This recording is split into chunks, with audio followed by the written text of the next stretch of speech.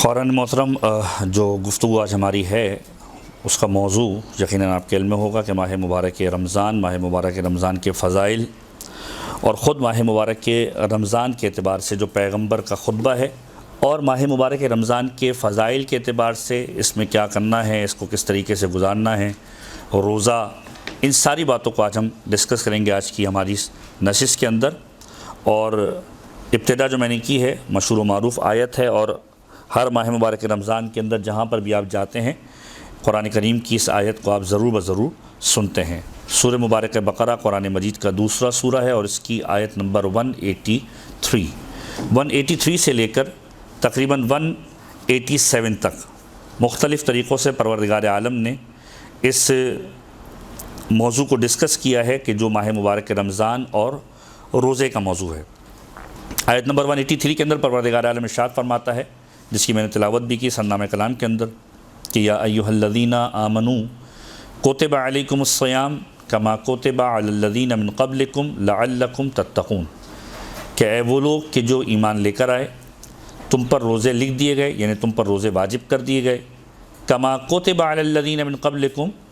اور ایسا نہیں ہے کہ یہ صرف تم پر کیے گئے، پہلے والوں پر نہیں تھے، جس طریقے سے پہلے والے روزے رکھتے تھے اس طریقے سے تم بھی روزے رکھو۔ اور اس روزے کے ذریعے سے پروردگار عالم تمہاری ذات کے اندر کیا تبدیلی دیکھنا چاہتا ہے؟ خداوند متعال یہ تبدیلی دیکھنا چاہتا ہے کہ اس کے ذریعے سے تم متقی بن جاؤ، صاحبان تقوی شمار ہو، تقوی اختیار کرو، لعلکم تتقون، کہ شاید اس کے ذریعے سے تم متقی بن جاؤ۔ یعنی خود آیت کا اسلوب یہ بتاتا ہے کہ کچھ ہوں گے کہ جو ماہ مبارک رمضان کے مقصد کو پائیں گے، اور کچھ ہوں گے کہ جو ماہ مبارک رمضان کے مقصد کو نہیں پا پائیں گے، اور اسی انداز سے مخاطب کر کے پروردگار عالم نے ایڈریس کیا ہے قرآن کریم کے اندر۔ اب اس آیت کو ہی اگر ہم صرف حل کرنے کی کوشش کریں اور سمجھنے کی کوشش کریں تو آپ غور کیجئے کہ پروردگار عالم سب سے پہلے جو انداز تخاطب ہے پروردگار عالم کا، وہ اس طرح کا ہے کہ یا ایھا الذین آمنوا، اے ایمان والو۔ یہاں پر یا ایھا الناس نہیں کہا گیا، یہاں پر عمومی مخاطب نہیں کیا گیا کہ ہر کوئی مخاطب ہو اس آیت کا، نہیں، بلکہ پروردگار عالم نے یہاں پر اس انداز سے بات کی ہے کہ تم وہ ہو کہ جو صاحبان ایمان ہو، مومن ہو، یعنی ایک اسٹیٹس دے کر پروردگار عالم بات کر رہا ہے۔ اور پھر بات کرنے کا ٹون کیا ہے؟ کتب علیکم الصیام، تم پر روزوں کو لکھ دیا گیا۔ ایسا نہیں کہ تم پر یہ پہلی مرتبہ یہ مشقت، محنت جو ہے وہ لا دی گئی ہے، کہیں انسان کے ذہن کے اندر یہ تصور نہ آئے۔ اب یہاں پر عربی لطافت کے اعتبار سے پہلی بات یا ایھا الذین آمنوا، اے ایمان والو۔ آپ لوگ ماشاءاللہ خواہران ہیں، بہت ساری صاحبان اولاد ہوں گی۔ آپ لوگ جانتے ہیں کہ جب کسی بچے سے آپ کو کوئی کام کروانا ہوتا ہے تو آپ فوراً اس سے نہیں کہتے کہ فلاں کام کرو۔ چھوٹا سا بچہ، اس کو آپ پہلے بہلائیں گے،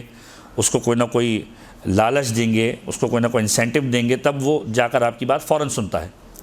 پروردگار عالم یہاں پر انسانوں سے روزے جیسی عبادت کو کروانا چاہ رہا ہے، اگرچہ کہ وہ غنی عن العالمین ہے، تمام عالمین سے غنی ہے، اسے ہماری عبادت کی ضرورت نہیں ہے، ہماری نمازوں کی ضرورت نہیں ہے، ہمارے روزے کی ضرورت نہیں ہے، لیکن پروردگار عالم نے انسان کے ساتھ اپنا رابطہ ایسا رکھا ہے کہ جیسے ایک ماں کا رابطہ ہوتا ہے۔ اور یہ مثال پیغمبر خدا نے اس وقت دی تھی کہ جب ختمی مرتبت سے کسی نے سوال کیا تھا کہ پروردگار کتنی محبت کرتا ہے انسان سے، تو اس وقت روایتوں کے جملے ہیں، ظاہر پورا واقعہ ہے کہ جس کے اندر پیغمبر موجود تھے، پیغمبر سے سوال کیا گیا، ایک جنگ کے بعد کچھ قیدی لائے گئے تھے، پیغمبر کے اصحاب موجود تھے، اور اصحاب پیغمبر کے اندر پیغمبر نے لوگوں سے کہا کہ ان قیدیوں کے اندر تمہیں کچھ نظر آ رہا ہے؟ انہوں نے دیکھا کہ ہم دیکھ رہے ہیں کہ ایک خاتون ہے کہ جو اپنے کسی عزیز کو، کسی بچے کو غالباً ڈھونڈ رہی ہے، پورے کاروان کے اندر قیدیوں کے اندر گھومتی ہے اور ڈھونڈ رہی ہے، یہاں تک کہ انہوں نے دیکھا کہ اسے بچہ مل گیا، اس نے بچے کو کلیجے سے لگایا، پیار کیا۔ پیغمبر نے سوال کیا کہ یہ بتاؤ کہ آیا یہ عورت کہ جس کے ہاتھ میں اس کا بچہ ہے، اس کو کافی دیر کے بعد ملا ہے،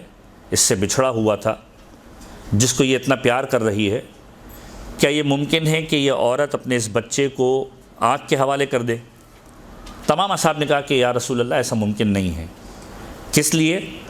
اس لیے کہ ماں کی ممتا کا تقاضا یہ ہے کہ اسے آنکھ کے حوالے نہیں کر سکتی۔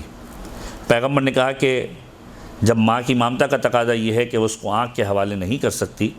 تو یاد رکھو پروردگار عالم 70 ماؤں سے زیادہ محبت کرنے والا ہے۔ تو کیسے ممکن ہے کہ وہ اپنے ایک بندے کو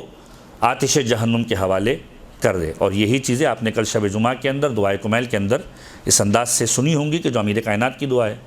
کہ جس کے ابتدائی حصے کے بعد جو درمیانہ حصہ ہے اس کے اندر مولا اس انداز سے پکارتے ہیں کہ پروردگار میں کیوں کر تجھ سے امید نہ لگاؤں جبکہ تو نے مجھے پناہ دی ہے، تو نے مجھے پالا ہے،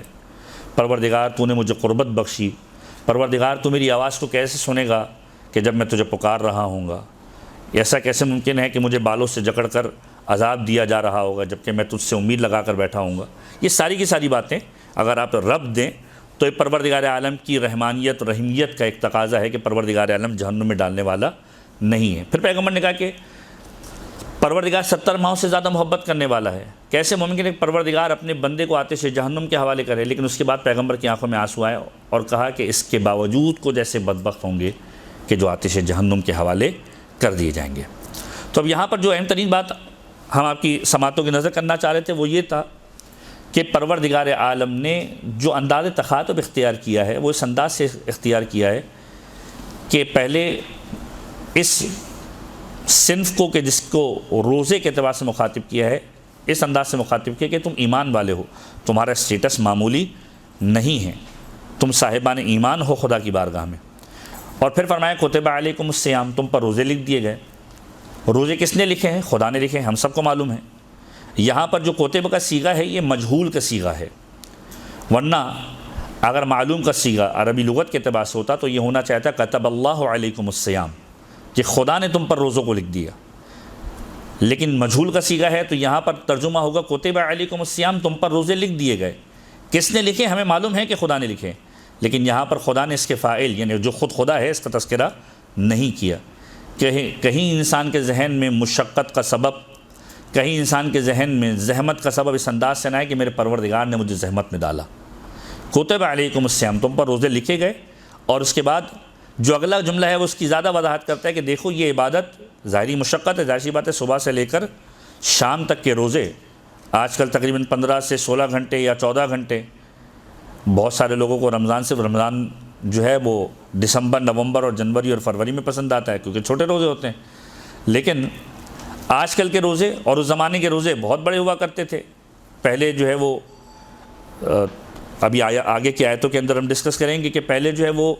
وقت بھی نہیں ملا کرتا تھا کہ انسان مغربین کے بعد سوتا تھا، جیسے ہی اٹھتا تھا اس کا روزہ سٹارٹ ہو جایا کرتا تھا۔ پھر شریعت کے اندر اس انداز سے تبدیلی آئی جو قرآن نے بھی تذکرہ کیا کہ اس میں تمہیں ایک وقت دیا گیا ہے اور اب تم فجر سے لے کے مغرب تک تمہیں روزہ رکھنا ہے، یعنی امساک کرنا ہے، کھانے پینے سے بچنا ہے اور ہر وہ چیز کہ جو روزہ توڑنے کا باعث ہے اس سے تمہیں پرہیز کرنا ہے۔ تو جب یہ کہا کہ کتب علیکم الصیام، تم پر روزوں کو لکھ دیا گیا،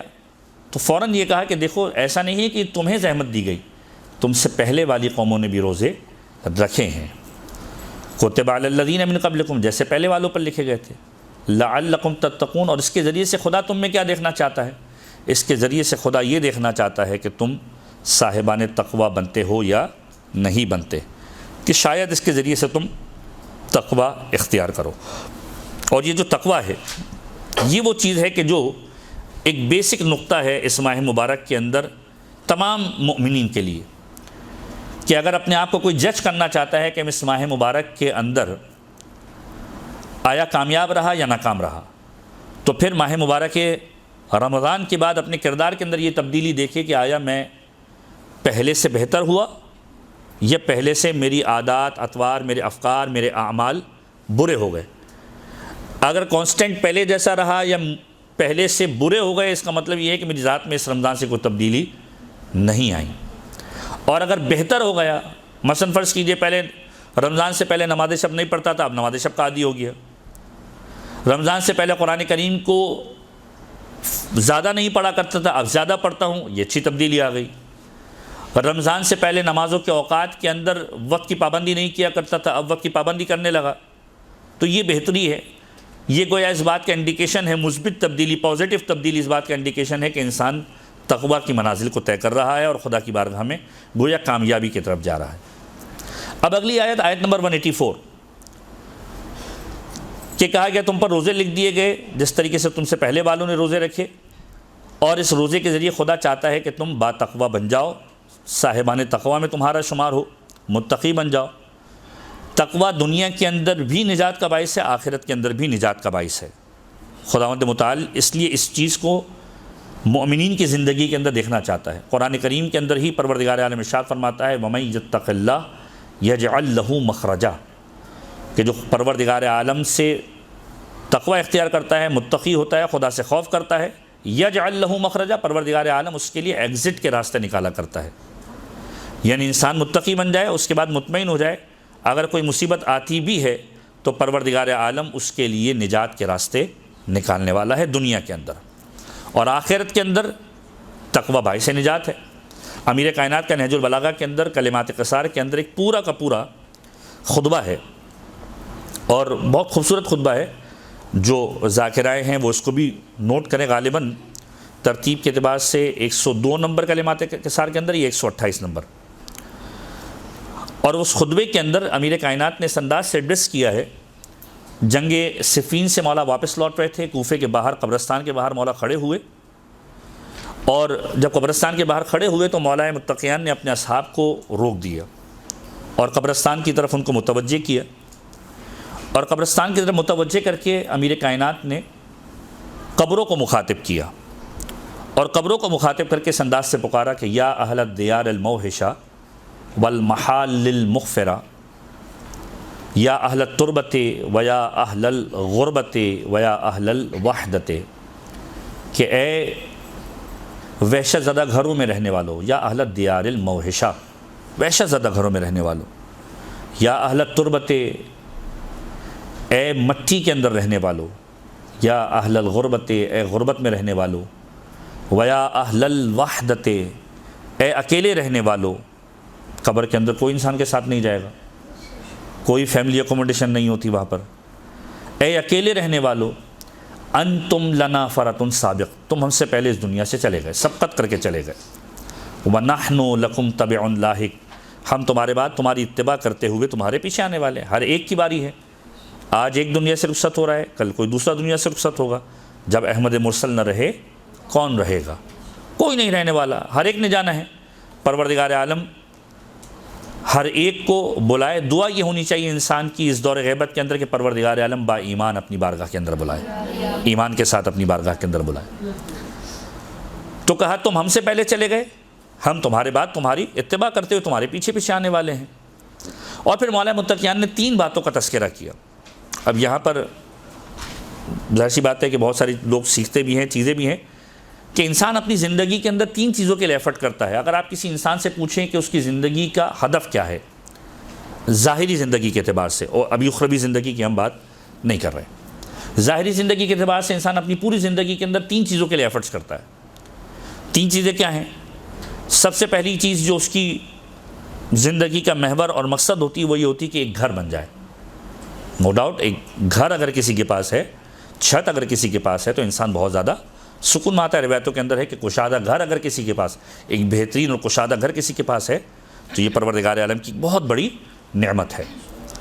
تو پہلی چیز انسان جو سوچتا ہے وہ ہوتا ہے کشادہ گھر۔ دوسری چیز جس کے لیے انسان کوشش کرتا ہے، ایک بہترین زوجہ اور ایک بہترین فیملی لائف،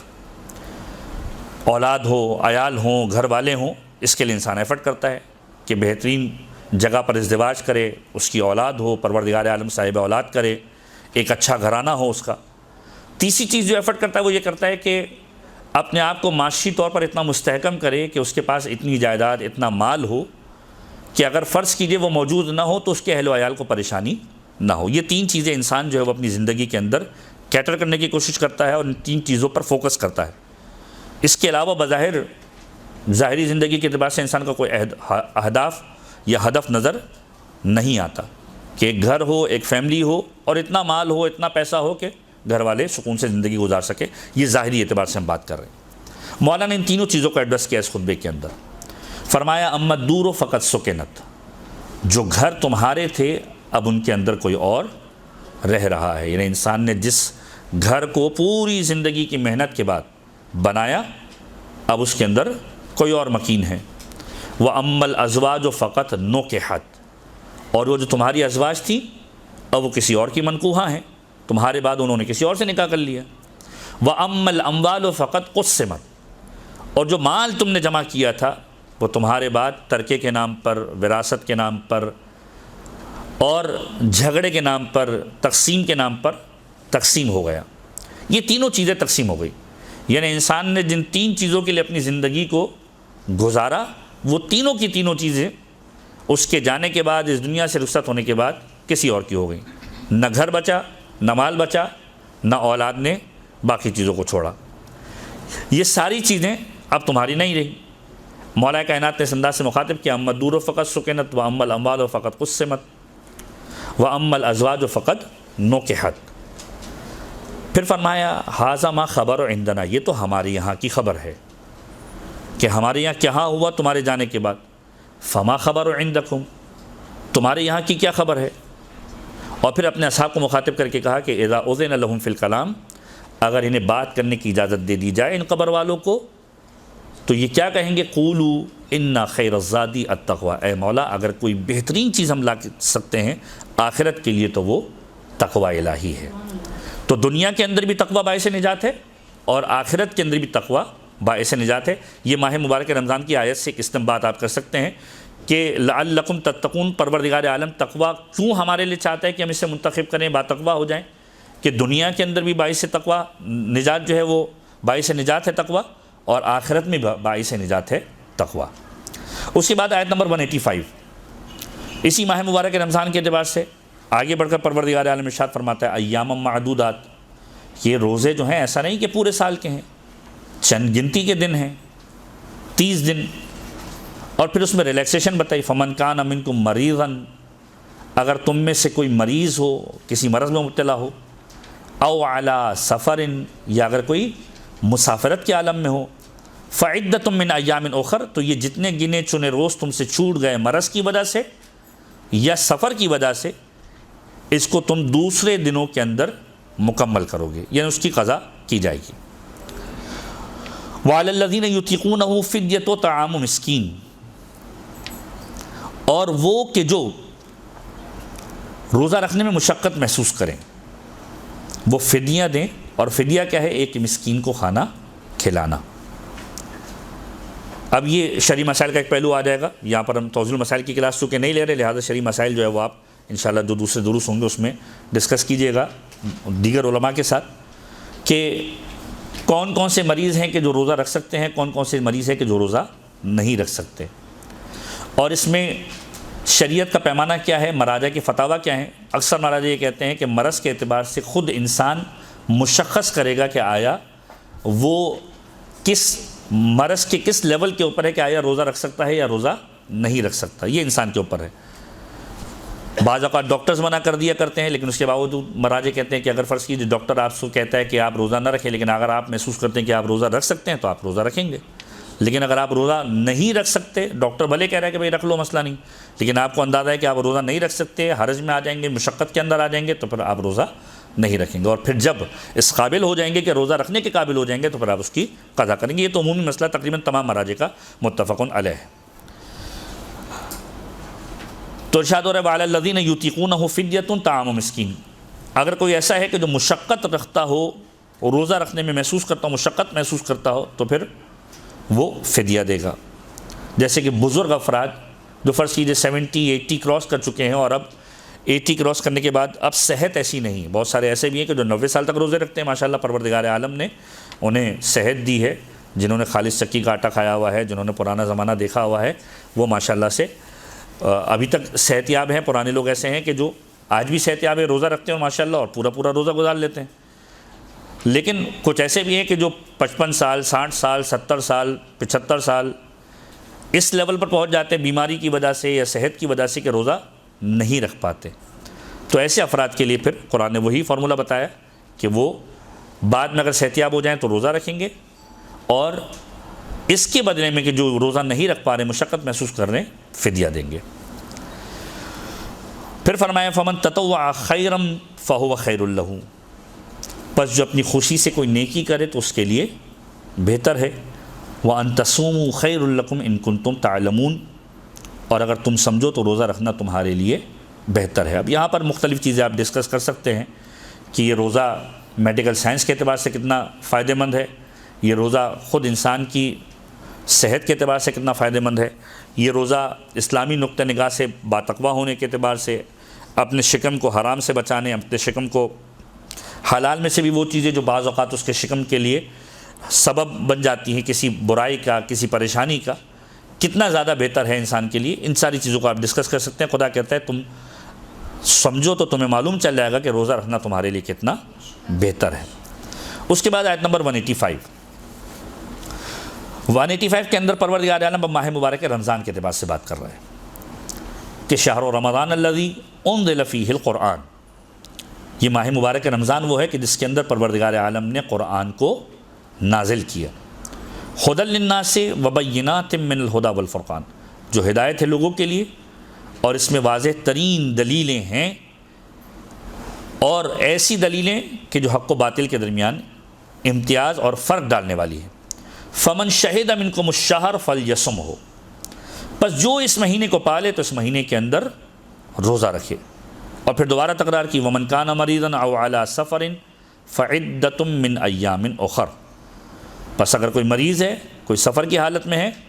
تو پھر ایسی صورت کے اندر وہ اس کی قضا کرے گا دوسرے ایام کے اندر۔ اور پھر فرمایا یرید اللہ بکم الیسر ولا یرید بکم العسر، پروردگار تمہیں مشقت میں نہیں ڈالنا چاہتا بلکہ پروردگار تمہارے لیے آسانی چاہتا ہے، وہ چاہتا ہے کہ تم مقدار پوری کرو۔ مثلا 30 روزے ہیں، 20 روزے آپ نے رکھ لیے، 10 دن سفر کر لیا، جیسے آج کل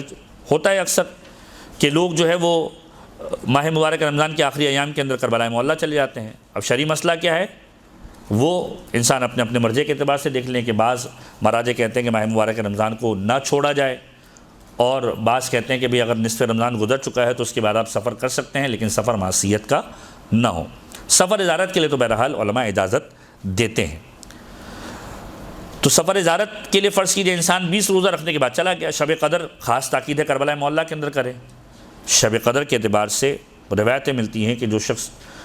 امام حسین کے حرم کے اندر موجود ہوتا ہے پروردگار عالم اس کے گناہوں کی مغفرت کر دیا کرتا ہے، اور یہ سعادت ہے کہ انسان شب قدر امام حسین کے حرم کے اندر کرے۔ تو بہت سارے لوگ جاتے ہیں، یہ مثال کے طور پر ہم عرض کر رہے ہیں کہ 20 روزے رکھ لیے، اب 10 روزے سفر کے اندر چلے گئے، وہاں پر پہنچے 23ویں شب قدر بھی کر لی، اور اس کے بعد پھر فرض کیجئے 10 دن کا اسٹے کیا، عید کربلا میں کی، باقی زیارتیں کر کے آ گئے، اب 10 روزے چلے گئے۔ اب کتنے روزے اتارنے؟ وہاں پر ڈیٹ چینج تھی، یہ تھا وہ تھا، نہیں، آپ نے مقدار پوری کرنی ہے، جو قرآن کا اسلوب بھی ہے، قرآن کا طریقہ ہے کہ جتنے روزے آپ کے سفر کے اندر چھوٹ گئے اتنے روزوں کی تعداد کو آپ کو مکمل کرنا ہے۔ تو یرید اللہ بکم الیسر، پروردگار تمہارے لیے آسانی چاہتا ہے، ولا یرید بکم العسر، پروردگار تمہیں پریشان یا مشقت میں ڈالنا نہیں چاہتا۔ وَلِتُكْمِلُوا الْعِدَّةَ، تم اس کی مدت پوری کرو، یعنی اس کی تعداد پوری کرو، مقدار پوری کرو۔ وَلِتُكَبِّرُوا اللَّهَ عَلَى مَا هَدَاكُمْ وَلَعَلَّكُمْ تَشْكُرُونَ، اور اللہ نے تمہیں جس ہدایت سے نوازا ہے اس پر اللہ کی عظمت اور کبریائی کا اظہار کرو کہ شاید تم شکر گزار بن جاؤ، پروردگار عالم کے شکر گزار بندوں میں تمہارا شمار ہو۔ اب یہ تو قرآن کریم کی وہ آیت ہے کہ جو ماہ مبارک رمضان کے اعتبار سے آپ کے سامنے بیان کی گئی، اور ایک آدھ دو آیت کے فاصلے کے بعد دوبارہ 187 کے اندر پروردگار عالم نے اس ماہ مبارک رمضان کا اسلوب بتایا ہے کہ اس کے اندر تم کیا کیا کر سکتے ہو۔ تم جو ہے فرض کیجئے ماہ مبارک رمضان کی رات کے اندر مغربین کے بعد کھانا بھی کھا سکتے ہو، تم ازدواجی تعلقات کو بھی قائم کر سکتے ہو، تم زندگی جی سکتے ہو، مگر یہ کہ فجر تک تمہیں یہ اجازت حاصل ہے، فجر کے بعد تمہارا دوبارہ روزہ شروع ہو جائے گا۔ اس کے پیچھے بہت تاریخی واقعات ہیں کہ پیغمبر کے زمانے کے اندر جب ابتداء اسلام کے اندر روزے کے فرض ہونے کا واقعہ پیش آیا تو تاریخی اعتبار سے کیا باتیں ہوئیں۔ اب یہاں پر ماہ مبارک رمضان، یہ جو ماہ مبارک رمضان ہے، اس رمضان کے اعتبار سے جو روایتوں کے جملے ملتے ہیں یہ بڑے ہی مختلف قسم کے ملتے ہیں کہ ماہ مبارک رمضان جو مادہ ہے وہ ہے رمضا، رے مین اور ضاد۔ بعض لغتوں کے اندر اس کا جو معنی کیا گیا ہے وہ رمضا ہے کسی چیز کو جلانے کے معنی کے اندر، کسی چیز کو جلانے کے معنی کے اندر لفظ جو یوز ہوتا ہے عربی کے اندر، ایک اور لفظ یوز ہوتا ہے حرقہ، احرقہ یا حرقہ، ہے را اور قاف دونوں لفظ استعمال ہوتے ہیں۔ لیکن رمضان کی خاصیت کیا ہے؟ امام معصوم کا جملہ ہے، صادق آل محمد امام جعفر صادق علیہ الصلوۃ والسلام،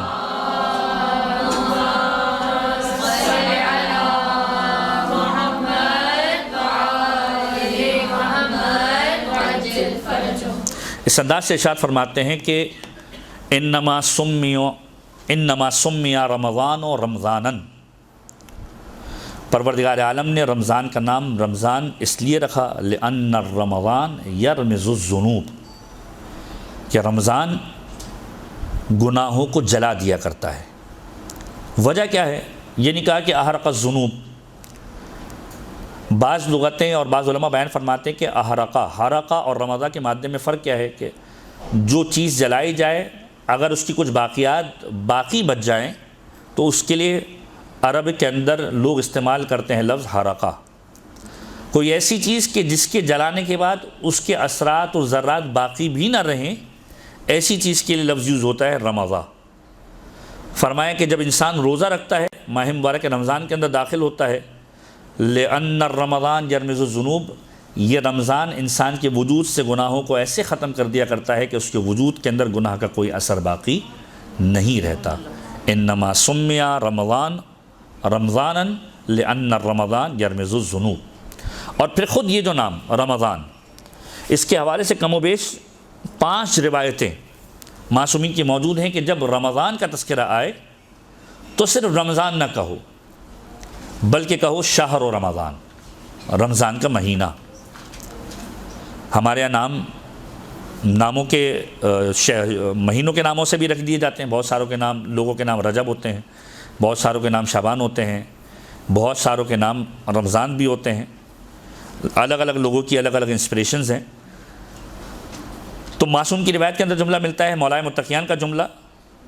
اس انداز سے ارشاد فرماتے ہیں کہ لا تقولوا رمضان، رمضان نہ کہو، بلکن قولوا شہر رمضان، بلکہ کہو شہر رمضان، رمضان کا مہینہ۔ فإنکم لا تدرون ما رمضان، مولا کہتے ہیں تمہیں معلوم ہی نہیں کہ رمضان کیا ہے،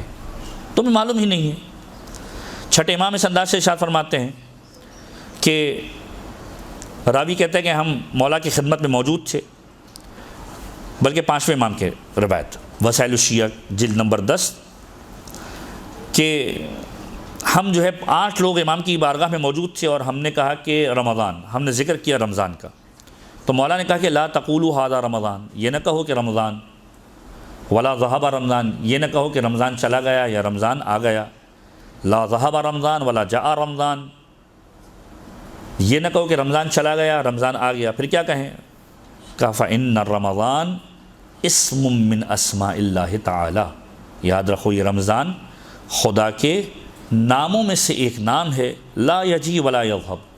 نہ یہ آتا ہے یا نہ جاتا ہے، اس انداز سے اس کو مخاطب نہ کرو بلکہ کہو شہر رمضان، کیونکہ یہ خدا کے ناموں میں سے نام ہے۔ اور پھر فرمایا وَهُوَ الشَّهْرُ الَّذِي أَنزَلَ فِيهِ الْقُرْآنَ، یہ وہ مہینہ ہے کہ جس کے اندر خدا نے قرآن کو نازل کیا، اور اس مہینے کے اندر پروردگار عالم نے بشارت بھی دی ہے اور لوگوں کو ہدایت بھی دی ہے۔ اسی کی مثال سے ایک اور روایت 7ویں امام سے مروی ہے کہ وہ اپنے جج سے مخاطب کرتے ہوئے اس انداز سے ارشاد فرماتے ہیں، جو جملہ آپ نے ابھی 5ویں امام کا سنا، کہ یہ نہ کہو رمضان، یہ نہ کہو کہ رمضان آ گیا رمضان چلا گیا، بلکہ اس مہینے کا احترام کرتے ہوئے سے کہو شہر اور رمضان۔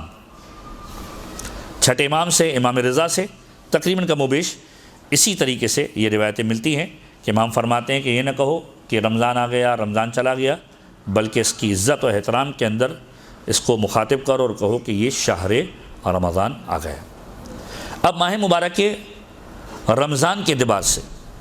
ایک بہت ہی مشہور و معروف خطبہ ختمی مرتبہ احمد مجتبیٰ محمد مصطفیٰ صلی اللہ علیہ وآلہ وسلم محمد وآل محمد اس خطبے کے ذکر سے پہلے ایک اور چیز جو آپ سے ڈسکس کر لی جائے کہ ماہ مبارک رمضان کے اعتبار سے ایک خاص وجہ کہ پروردگار عالم نے 30 دن روزے کو کیوں واجب کیا، ایک مہینہ پورا، اس کے پیچھے جو روایت ملتی ہے اس روایت کا تذکرہ آپ کے سامنے کر دیا جائے۔ بہار الانوار کے اندر، علل الشرائع کے اندر، اعمال صدوق کے اندر یہ روایت موجود ہے، اور سورہ بقرہ کی آیت نمبر 183 اور 184 جس کو ہم نے ابھی تلاوت کیا اس کے ذیل کے اندر یہ روایت موجود ہے، علل الشرائع کے اندر بھی، بہار الانوار اور اعمال صدوق کے اندر، کہ راوی کہتا ہے کہ میں نے اپنے آقا مولا حسن سے سنا، انہوں نے اپنے بابا علی بن ابی طالب سے، کہ مولا متقیان نے ارشاد فرمایا کہ ایک شخص جو یہودیوں میں سے تھا پیغمبر خدا کی خدمت میں حاضر ہوا اور پیغمبر سے اپنی جانکاری کے لیے، معلومات کے لیے مسائل کا سوال کرنا شروع کیا، اور جب پیغمبر سے سوال کرتے کرتے اس مقام پر پہنچا کہ پیغمبر سے سوال کیا کہ ایک مرتبہ پیغمبر سے کہا کہ لِأَيِّ شَيْءٍ فَرَضَ اللَّهُ عَزَّ وَجَلَّ الصَّوْمَ عَلَىٰ أُمَّتِكَ بِالنَّهَارِ 30 يَوْمًا، کہ تمہارے پروردگار عالم نے کس شے کے سبب فرض کر دیا تمہاری امت پر 30 دن تک روزے رکھنا، حالانکہ یہ دیگر قوموں پر 30 روزے کے اعتبار سے پابندی نہیں تھی، روزے رکھے جاتے تھے لیکن 30 روز کی پابندی نہیں تھی۔ فقال النبی صلی اللہ علیہ وآلہ وسلم، تو پیغمبر خدا نے ارشاد فرمایا اس شخص کو مخاطب کر کے، ان آدم لما اکل من الشجرۃ بقی فی بطنہ 30 یوما، جب حضرت آدم سے ترک اولا سرزد ہوا اور اس درخت کے ایک کھیلے پھل کو جب انہوں نے کھایا جو شجرہ ممنوعہ تھا، شجرہ ممنوعہ سے جو پھل کھایا اس پھل کا اثر حضرت آدم کے بطن پیٹ کے اندر 30 دن تک رہا، تو پس پروردگار عالم نے آدم کی ذریت کے اندر 30 دن تک روزے رکھ دیے کہ 30 دن تک بھوک و پیاس کے ذریعے رہے تاکہ وہ پروردگار عالم کی بارگاہ میں سرخرو ہو سکیں، اور پھر فرمایا کہ پروردگار عالم کی ذریت میں بھوک و پیاس کو رکھ دیا، ففرض اللہ علی ذریتہ 30 یوما الجوع والعطش، بھوک و پیاس کو رکھ دیا، والذین یاکلونہ تفضل من اللہ عز وجل، یہ جو کھاتے ہیں رمضان کے اندر یہ پروردگار عالم کی طرف سے ایک تفضل ہے، ایک تحفہ ہے، ورنہ شاید اس کی بھی اجازت نہ ہوتی۔ وَكَذَلِكَ كَانَ عَلَىٰ آدم، اور پھر اس فرمایا کہ یہی چیز آدم سے ہماری امت تک آئی، اور پھر پیغمبر نے اس آیت کو ارشاد فرمایا کتب علیکم الصیام کما کتب علی الذین من قبلکم لعلکم تتقون ایاما معدودات، کہ گنے چنے دن ہیں 30 دن، اس کی مقدار کو پورا کرنا ہے۔ قال الیہودی، اس یہودی نے پیغمبر کو مخاطب کر کے کہا، یہ امیر کائنات پورا واقعہ کوٹ کر رہے ہیں کہ صدقت یا محمد، اے محمد تم نے سچ کہا، میں نے اپنی کتابوں کے اندر بھی یہی پڑھا ہے۔ اور پھر فرمایا یا محمد فما جزاء من صامہا، اے محمد یہ بتاؤ کہ اس شخص کی جزا کیا ہے جو اس مہینے کے اندر روزہ رکھے گا۔ فقال النبی صلی اللہ علیہ وآلہ وسلم، تو پیغمبر خدا نے ارشاد فرمایا کہ ما من مؤمن یصوم شہر رمضان، کہ کوئی مومن کہ جو شہر رمضان کے اندر روزہ رکھے گا احتساباً، اپنا محاسبہ کرتے ہوئے خدا کی خوشنودی کے لیے، پروردگار عالم اسے 7 خصلتیں عطا کرے گا۔ وہ 7 خصلتیں کیا ہیں؟ اس کے اندر پیدا کرے گا، اسے عطا کرے گا۔ اولھا یذوب الحرام من جسدہ، جتنا بھی حرام اس کے بدن کے اندر جا چکا ہوگا پروردگار عالم اس کے جسم سے اس حرام کو ختم کر دے گا۔ یعنی روزے کا ایک سبب جہاں عبادت پروردگار بھی ہے، وہاں پر اس کا ایک الٹیمیٹ فائدہ جو ختمی مرتبت نے بتلایا وہ یہ ہے کہ پروردگار عالم اس کے بدن سے حرام جو اس کے بدن میں آ چکا ہے اس کے جسم سے اس کو جدا کر دیا۔ والثانیۃ، اور دوسری خصلت جو پروردگار عالم اسے عطا کرے گا، یقرب من رحمت اللہ، اسے رحمت خدا کے قریب کر دے گا۔ یعنی ماہ مبارک رمضان کے اندر انسان خود رحمت خدا کے قریب ہو جاتا ہے۔ والثالثۃ یکون قد کفر خطیئتہ ابی آدم، کہ یہ جو روزہ وہ رکھے گا ماہ مبارک رمضان کے اندر، یہ کفارہ قرار ہوگا اس کے بابا آدم کی خطا کا. یعنی روزہ آپ رکھ رہے ہیں اور پروردگار عالم اس کو اس انداز سے اپنی بارگاہ کے اندر لے رہا ہے کہ گویا اس خطا کا کفارہ ہے جو حضرت آدم سے سرزد ہوئی. والرابعہ یہون اللہ علیہ سکرات الموت، کہ اس روزے کے سبب سے پروردگار عالم موت کے وقت کی سختی کو، سکرات کے وقت کی سختی کو، اذیت کو اس سے دور کر دے گا. یعنی اگر کوئی چاہتا ہے کہ موت کے وقت اس کے لیے آسانی پیدا ہو جائے تو ماہ مبارک رمضان کے اندر روزہ رکھے. پھر فرمایا کہ یہ ظاہری بھوک و پیاس جو انسان کی ہے، روزہ رکھ رہا ہے 15 گھنٹے کا روزہ، 14 گھنٹے کا روزہ، گرمی ہے، گرمیوں کے روزے، یہ جو روزہ انسان رکھ رہا ہے، جو 5ویں خصوصیت پروردگار عالم دینے والا ہے وہ کیا ہے؟ امان من الجوع والعطش یوم القیامہ، کہ یہ جو بھوک و پیاس ابھی محسوس کر رہا ہے، روز قیامت پروردگار عالم اسے بھوک و پیاس سے امان دے دے گا. یعنی آج 15 گھنٹے کی بھوک و پیاس سے اس کو پروردگار عالم کی بارگاہ میں وہ بھوک و پیاس سے بچ رہا ہے. روز قیامت ایک دن جو طولانی ہوگا، روایتیں کہتی ہے 50,000 سال کا ایک دن ہوگا. نہ جانے انسان کی کیا کیفیت ہوگی، کس کونے کے اندر پڑا ہوا ہوگا. پروردگار عالم اس دن بھوک و پیاس سے اسے نجات دے گا کہ اگر کوئی ماہ مبارک رمضان کے اندر روزہ رکھتا ہو. پھر فرمایا والسادسہ، جو چھٹی خصلت پروردگار عالم دے گا، یعطیہ اللہ براءۃ من النار، پروردگار عالم اس سے عطا کرے گا آتش جہنم سے آزادی، آتش جہنم سے آزادی عطا کرے گا. پھر فرمایا والسابعہ، اور جو 7ویں خصلت پروردگار عالم اسے عنایت کرے گا وہ یہ کہ پروردگار عالم یطعمہ اللہ من طیبات الجنہ یا من طیبات الجنہ، جنت کی پاکیزہ ترین غذائیں اسے عطا کرے گا. یعنی دنیا کے اندر وہ بھوک و پیاس کر کے بہترین چیزوں کو چھوڑ رہا ہے، روزے کی حالت کے اندر فرض کیجئے بہترین بریانی، بہترین تکے، جو بھی مطلب آپ الا ماشاء اللہ چیزوں کو آپ تصور کرتے جائیں، ان ساری چیزوں سے وہ بچ رہا ہے. پروردگار عالم جنت میں اسے پاکیزہ ترین غذا عنایت کرنے والا ہے. پھر دوسری روایت کہ جو علت ماہ مبارک رمضان کے روزے کے اعتبار سے کہ روزہ کیوں واجب کیا گیا، کہ معصوم فرماتے ہیں، اور یہ روایت ہے امام عسکری سے،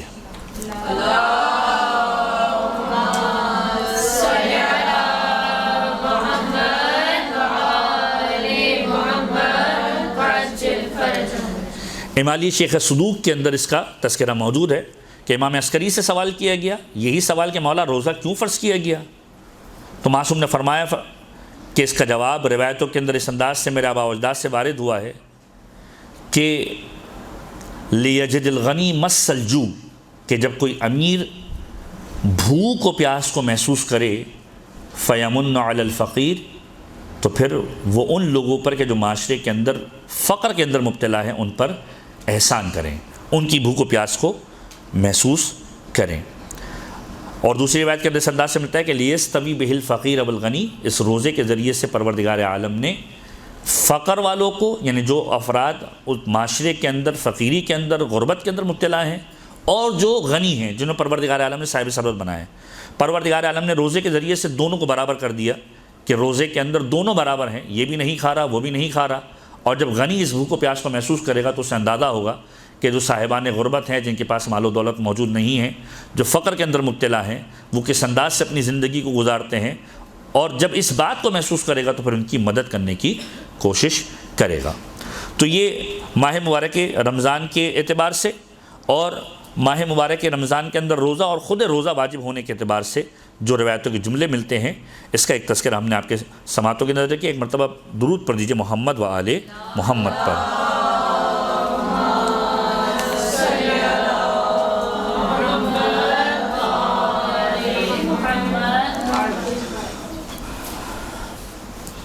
اب اس کے بعد، اس سے پہلے کہ ہم مزید ماہ مبارک رمضان کی فضیلت، اس کے روزے کا ثواب اور ان چیزوں کو ڈسکس کریں، پیغمبر کا خطبہ، کہ جو مشہور و معروف خطبہ ہے جس کو ہم خطبہ شعبانیہ کے اعتبار سے بھی یاد کرتے ہیں، اور ماہ مبارک رمضان کی ابتدا کے اعتبار سے پیغمبر کا جو خطبہ ہے اس کا تذکرہ، کہ پیغمبر ماہ مبارک رمضان کا استقبال کے اعتبار سے خطبہ دیا. شعبان کا آخری جمعہ تھا اور اس انداز سے پیغمبر نے مخاطب کیا لوگوں کو کہ ماہ مبارک رمضان کے لیے تیاری کرو۔ آپ اگر روایتوں کو دیکھیں، کتاب مفاتیح الجنان کو ٹٹول کے دیکھیں تو ایک خاص ترتیب ہے جو ان مہینوں کے اعتبار سے ائمہ نے بیان کی ہے۔ جیسا کہ امیر کائنات کی روایت کا جملہ کہ ماہ مبارک رجب میرا مہینہ ہے۔ بعض اوقات لوگ تصور کرتے ہیں کہ یہ خطیب نے خطابت کے اندر جملہ کہہ دیا کہ رجب مولا کائنات کا مہینہ، شعبان پیغمبر خدا کا مہینہ، رمضان خدا کا مہینہ۔ بعض اوقات لوگ تصور کرتے ہیں کہ خطیب نے، خطاب کرنے والے نے، مولانا نے، علامہ نے اپنی تقریر کو سجانے کے لیے، سنوارنے کے لیے جملہ کہہ دیا، لیکن یہ روایت کا جملہ ہے۔ اور خود امیر کائنات کی روایت کہ رجب میرا مہینہ ہے، شعبان پیغمبر خدا کا مہینہ ہے، اور رمضان پروردگار عالم کا مہینہ ہے۔ مشہور و معروف ہے، شعبان کے اعتبار سے خود پیغمبر کے جملے ملتے ہیں۔ ابتدائے شعبان کے اندر جب آپ نے ماہ مبارک شعبان کی باتیں سنی ہوں گی تو اس میں آپ نے سنا ہوگا کہ پیغمبر جب یہ مہینہ آتا تھا، شعبان کا مہینہ، تو مدینے کے اندر منادی کروا دیا کرتے تھے، صدائیں لگواتے تھے کہ کون ہے کہ جس مہینے کے اندر میری مدد کرے۔ مولا متقیان سے روایت ہے، چھٹے امام نے اس کو کوٹ کیا کہ وہ فرماتے تھے، میں نے اپنے جد سے سنا ہے کہ جب امیر کائنات نے کہا کہ میں نے پیغمبر کو دیکھا کہ شعبان کا مہینہ اسٹارٹ ہوتا تھا، پیغمبر مدینے کے اندر آواز لگوا دیا کرتے تھے کہ کون ہے اس مہینے کے اندر میری مدد کرے، اور جب لوگ کہتے تھے یا رسول اللہ آپ کی مدد کریں، پیغمبر کہتے تھے کون ہے اس مہینے کے اندر روزہ رکھ کر میری مدد کرے، یہ میرا مہینہ ہے، اور کون ہے کہ جس مہینے میں میری مدد کرے۔ اور پھر چھٹے امام فرماتے تھے کہ میرے بابا کہا کرتے تھے، میرے جد کہا کرتے تھے، امیر کائنات کہا کرتے تھے کہ جب سے میں نے پیغمبر سے اس جملے کو سنا اس کے بعد سے پھر شعبان کا روزہ مجھ سے کوئی قضا نہیں ہوا۔ تو شعبان کے مہینے کے روزوں کو بھی فوکس کروایا گیا، رجب کے روزوں کو بھی فوکس کروایا گیا۔ وجہ کیا ہے کہ رجب اور شعبان کی تیاری کے ذریعے سے انسان ماہ مبارک اور رمضان کی تیاری کرے۔ تو مولا کائنات کا جملہ کہ رجب میرا مہینہ ہے، شعبان پیغمبر کا مہینہ ہے، اور رمضان جو ہے وہ خدا کا مہینہ ہے۔ تو اب یہاں پر ترتیب خطابت والے بناتے ہیں اور آپ بھی اس کو انجوائے کر سکتے ہیں، بیان کر سکتے ہیں، اور بالکل درست ترتیب بنتی ہے کہ رمضان میں اگر آنا ہے تو شعبان سے گزر بغیر نہیں جا سکتے، شعبان میں اگر آنا ہے تو آپ رجب سے گزر بغیر نہیں جا سکتے۔ اب اگر ان تینوں ناموں کے بجائے آپ ترتیب کو الٹ کر رکھ دیں، رمضان خدا کا مہینہ ہے، شعبان پیغمبر کا مہینہ ہے، اور رجب امیر کائنات کا مہینہ ہے، یعنی اگر خدا تک آنا ہے، رمضان تک آنا ہے تو شعبان سے گزر بغیر نہیں پہنچ سکتے، یعنی پیغمبر خدا تک آئے بغیر نہیں پہنچ سکتے۔ یعنی خدا تک پہنچنا ہے تو محمد مصطفیٰ تک پہنچنا پڑے گا، اور محمد مصطفیٰ تک پہنچنا ہے تو علی مرتضیٰ تک آنا پڑے گا۔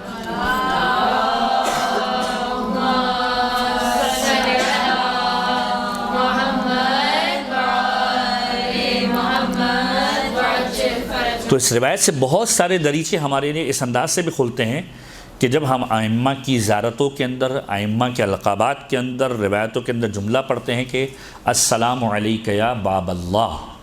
اس انداز سے بھی زیارت کے اندر جملے ملتے ہیں۔ خطبہ غدیر کے اندر جملہ ہے مولا متقیان کے لیے کہ انت باب اللہ التی المعطى منہ، کہ آپ خدا کا وہ دروازہ ہیں کہ جس سے پروردگار عالم عطا کیا کرتا ہے۔ باب اللہ کیسے ہو گیا؟ اگر آپ اسی کو دیکھ لیں تو سمجھ میں آ جائے گا کہ پیغمبر خدا کا دروازہ ہے اور پیغمبر کا دروازہ علی ابن ابی طالب ہے۔ انہیں خدا تک پہنچنا ہے تو الٹیمیٹلی پہلے امیر کائنات کے پاس، امیر کائنات کے ذریعے سے پیغمبر خدا کے پاس، اور پیغمبر خدا کے ذریعے سے پھر پروردگار عالم کے پاس پہنچنا پڑے گا۔ تو ماہ مبارک شعبان پیغمبر کا مہینہ، پیغمبر نے اس مہینے کے اواخر کے اندر لوگوں کو جمع کیا اور ماہ مبارک رمضان کے بارے میں گفتگو کی۔ اس سے پہلے پیغمبر خود شعبان کے اندر یہ جملہ کہہ چکے تھے۔ جب ماہ مبارک شعبان آیا تو شعبان کی جب فضیلتوں کو پیغمبر نے بیان کیا تو اس وقت اس انداز سے ارشاد فرمایا کہ یہ وہ مہینہ ہے کہ جس کے اندر پروردگار عالم تمہارے رمضان کے رزق کو جمع کیا کرتا ہے۔ اگر کوئی روزہ رکھے تو پروردگار عالم ثواب دیتا ہے اور اس کے ذریعے سے تمہارے رمضان کے رزق کو جمع کیا کرتا ہے۔ اب یہ جو خطبہ ہے پیغمبر کا، اس خطبے کو اس انداز سے پیغمبر نے ارشاد فرمایا کہ ایھا الناس انہ قد اقبل الیکم شہر اللہ، تمہارے نزدیک آ رہا ہے، تمہارے قریب پہنچ چکا ہے خدا کا مہینہ، بالبرکت والرحمت والمغفرہ، یہ مہینہ برکتوں کے ساتھ آ رہا ہے، یہ مہینہ رحمتوں کے ساتھ آ رہا ہے، یہ مہینہ مغفرت کے ساتھ آ رہا ہے۔ اب یہاں پہ آپ ترتیب دیکھیے، پیغمبر کی رحمت، مغفرت، برکت۔ پہلا عشرہ معصوم کی روایت کا جملہ، خود پیغمبر کی روایت کہ 3 عشرے ہوتے ہیں، 30 دن اگر آپ ڈیوائڈ کریں، ہوا اولہ رحمہ و اوسطہ مغفرہ وآخرہ الاجابۃ والعتق من النار، کہ پہلے 10 دن رحمت کے ہیں، پروردگار عالم 10 دنوں کے اندر ابتدا کے اندر رحمتوں کو بانٹا کرتا ہے، وأوسطہ، اور درمیان کے اندر 10 دن پروردگار عالم مغفرت دیا کرتا ہے، وآخرہ، اور سب سے آخری جو عشرہ ہے اس میں کیا ہے، گویا ڈبل پروردگار عالم دیا کرتا ہے۔ یعنی آپ اس انداز سے اندازہ لگائیں، اس بات کرنے کے انداز سے، روایت کے اسلوب سے، عید کی تیاری ہوتی ہے تو انسان دیکھتا ہے کہ مختلف جگہ پر سیل لگ جاتی ہے، پروردگار عالم نے بھی یہاں پر اس انداز سے ہی تخاطب کیا ہے کہ پہلے رحمت ہے، پھر مغفرت ہے، اب آخری آ گیا عشرہ تو اب خالی ہاتھ کوئی نہیں لوٹے گا، اب ڈبل ملے گا۔ اور ڈبل کس طرح ملے گا؟ الاجابہ، پہلے تمہاری دعاؤں کی اجابت ہوگی، والعتق من النار، اور تمہارے نفسوں کو، تمہارے وجود کو آتش جہنم سے نجات ملے گی۔ اسی لیے آپ جب دعاؤں کا اسلوب دیکھیں گے، چاہے رجب کی دعائیں ہوں، چاہے شعبان کی دعائیں ہیں، مناجات شعبانیہ، موقع ملے کم سے کم ایک بار ضرور بضرور اس مہینے کے اندر مناجات شعبانیہ کو ترجمے کے ساتھ پڑھیں، کہ امیر کائنات اس انداز سے اس مناجات کو پڑھتے تھے۔ یہ وہ واحد مناجات ہے کہ جس کے بارے میں کہا جاتا ہے کچھ دعائیں، کچھ زیارتیں، مناجاتیں کچھ ایسی ہوتی ہیں جو فقط ائمہ کے ساتھ مخصوص ہوتی ہیں کہ خاص اس ائمہ نے تلاوت کی تھی، لیکن کچھ زیارتیں اور کچھ دعائیں یا کچھ مناجات ایسی ہیں کہ جو ہر معصوم نے تلاوت کی۔ مثلا جیسے زیارت امین اللہ، چوتھے امام نے پڑھی مولا متقیان کے روزے پر آ کر، اور اس کے بعد تمام ائمہ کا وتیرہ رہا کہ اس زیارت کو پڑھا کرتے تھے۔ انتہائی مجرب ہے زیارت امین اللہ، اور روایتیں کہتی ہیں کہ آپ ہر معصوم کے حرم کے اندر اس کو جا کر پڑھ سکتے ہیں، آپ نے صرف نام کو تبدیل کر دینا ہے، السلام علیکم یا امیر المؤمنین کے بجائے اس معصوم کا نام لیں، اور پھر پوری زیارت آپ پڑھ دیں، زیارت امین اللہ۔ یہاں پر لوگوں کا شغف ہوتا ہے کہ کوئی ایسی چیز معلوم چل جائے کہ مسائل کے حل کے سبب سے ہو، تو میں نے علماء سے اس بات کو سنا ہے کہ زیارت امین اللہ کی نظر لوگ کیا کرتے ہیں علماء کی صنف کے اندر، جب کبھی پریشانی کے اندر آتے ہیں تو اس انداز سے زیارت امین اللہ کی نظر کرتے ہیں کہ اگر فرض کیجئے مشکل آسان ہوئی تو میں زیارت امین اللہ کی تلاوت کروں گا، اور اس کو میں نے آزمودہ طور پر خود بھی تجربہ کیا ہے بہت سارے معاملات کے اندر۔ تو اگر انسان کبھی پریشانی کے اندر مبتلا ہو، پریشانی سے نجات کے لیے زیارت امین اللہ کا سہارا لے سکتا ہے۔ انتہائی معصورہ زیارت ہے، اصولی طور پر امیر کائنات کی زیارت ہے، لیکن ہر معصوم کے حرم میں آپ اس کو پڑھ سکتے ہیں۔ تو زیارت امین اللہ ہو گئی، یہ سارے کے سارے معصومین پڑھتے تھے۔ اسی طریقے سے اگر مناجات کی بات کریں، ایک مناجات ہے مناجات امیر المومنین، جو خاص امیر کائنات کی مناجات تھی، مشہور، جو آپ ماہ مبارک رمضان میں بھی پڑھتے ہیں، عمومی دنوں کے اندر بھی پڑھتے ہیں، اور اس کا اسلوب بہت خوبصورت ہے، مولایا یا مولایا انت الغنی وانا الفقیر، کہ مولایا اے میرے مولا تو غنی ہے میں فقیر ہوں، اور فقیر پر غنی کے علاوہ کون رحم کرتا ہے، انت المعطی وانا السائل، تو عطا کرنے والا ہے میں سوال کرنے والا ہوں، سوال کرنے والے کے اوپر عطا کرنے والے کے علاوہ کون رحم کرتا ہے۔ یہ اسلوب ائمہ کی مناجات کے اندر ملتا ہے، لیکن یہ مناجات امیر کائنات کے ساتھ مخصوص ہے۔ مناجات شعبانیہ وہ ہے کہ جو ہر معصوم نے پڑھی اور ہر معصوم کے اعتبار سے روایت کے اندر ملتی ہے، تو ان چیزوں کو اپنی زندگی کے اندر رائج کریں۔ تو پیغمبر ارشاد فرماتے ہیں کہ تمہارے نزدیک وہ مہینہ آ رہا ہے کہ جو برکت والا ہے، جو رحمت والا ہے، جو مغفرت والا ہے، یعنی برکت کے ساتھ آ رہا ہے، رحمت کے ساتھ آ رہا ہے، اور مغفرت کے ساتھ آ رہا ہے۔ اور یہ وہ مہینہ ہے کہ وہ ہوا عند اللہ افضل الشہور، کہ جو خدا کی بارگاہ میں بہترین مہینہ ہے، سب سے زیادہ فضیلت والا ہے۔ اب یہاں پر ایک روایت کا تذکرہ کر دیا جائے، یہ روایت عموماً خطبہ کو بہت کام آتی ہے، اور میں بہت استفادہ کرتا ہوں، آپ لوگ بھی استفادہ کر سکتے ہیں، اور اس کو سرچ کریں گے تو یہ آپ کو مختلف کتب کے حوالے سے مل جائے گی، کہ معصوم کا جملہ اس انداز سے ملتا ہے کہ پیغمبر خدا کا ہی یہ جملہ ہے کہ پروردگار عالم نے جب سے اس کائنات کو خلق کیا ہے تو پروردگار عالم نے ہر چیز کے اندر سرداری کے کانسیپٹ کو رکھا ہے، ہر چیز کے اندر کوئی نہ کوئی سردار ہے۔ اور پھر فرمایا کہ جب انسانوں کو بنایا تو اس بشریت کے اعتبار سے سید البشر حضرت آدم کو بنایا، جب پروردگار عالم نے اس کائنات کو خلق کیا، ملائکہ کو بنایا تو ملائکہ کا سردار بنایا پروردگار عالم نے جبرائیل کو۔ اسی طریقے سے پروردگار عالم نے جب دنوں کو بنایا تو دنوں کا سردار بنایا روز جمعہ کو۔ پھر فرمایا جب پروردگار عالم نے مہینوں کو بنایا تو مہینوں کا سردار بنایا ماہ مبارک رمضان کو۔ جب پروردگار عالم نے رسولوں اور نبیوں کو بنایا تو پیغمبر خدا کو سید الانبیاء اور سید المرسلین بنایا، اور پھر فرمایا کہ جب پروردگار عالم نے اوصیاء کو بنایا تو اوصیاء کے اندر سید الاوصیاء امیر کائنات کو بنایا۔ اسی طریقے سے جانوروں کی مثال دی، اسی طریقے سے پرندوں کی مثال دی، یہ ساری کی ساری مثالیں تاریخ کے اندر، روایتوں کے اندر موجود ہیں۔ تو جب مہینوں کو خلق کیا تو سید الشہور کس کو بنایا؟ مہینوں کا سردار ماہ مبارک رمضان۔ پھر معصوم کا جملہ اس انداز سے ملتا ہے ماہ مبارک رمضان کے اعتبار سے، فرمایا جو فضیلت ہم اہل بیت کو عام لوگوں پر حاصل ہے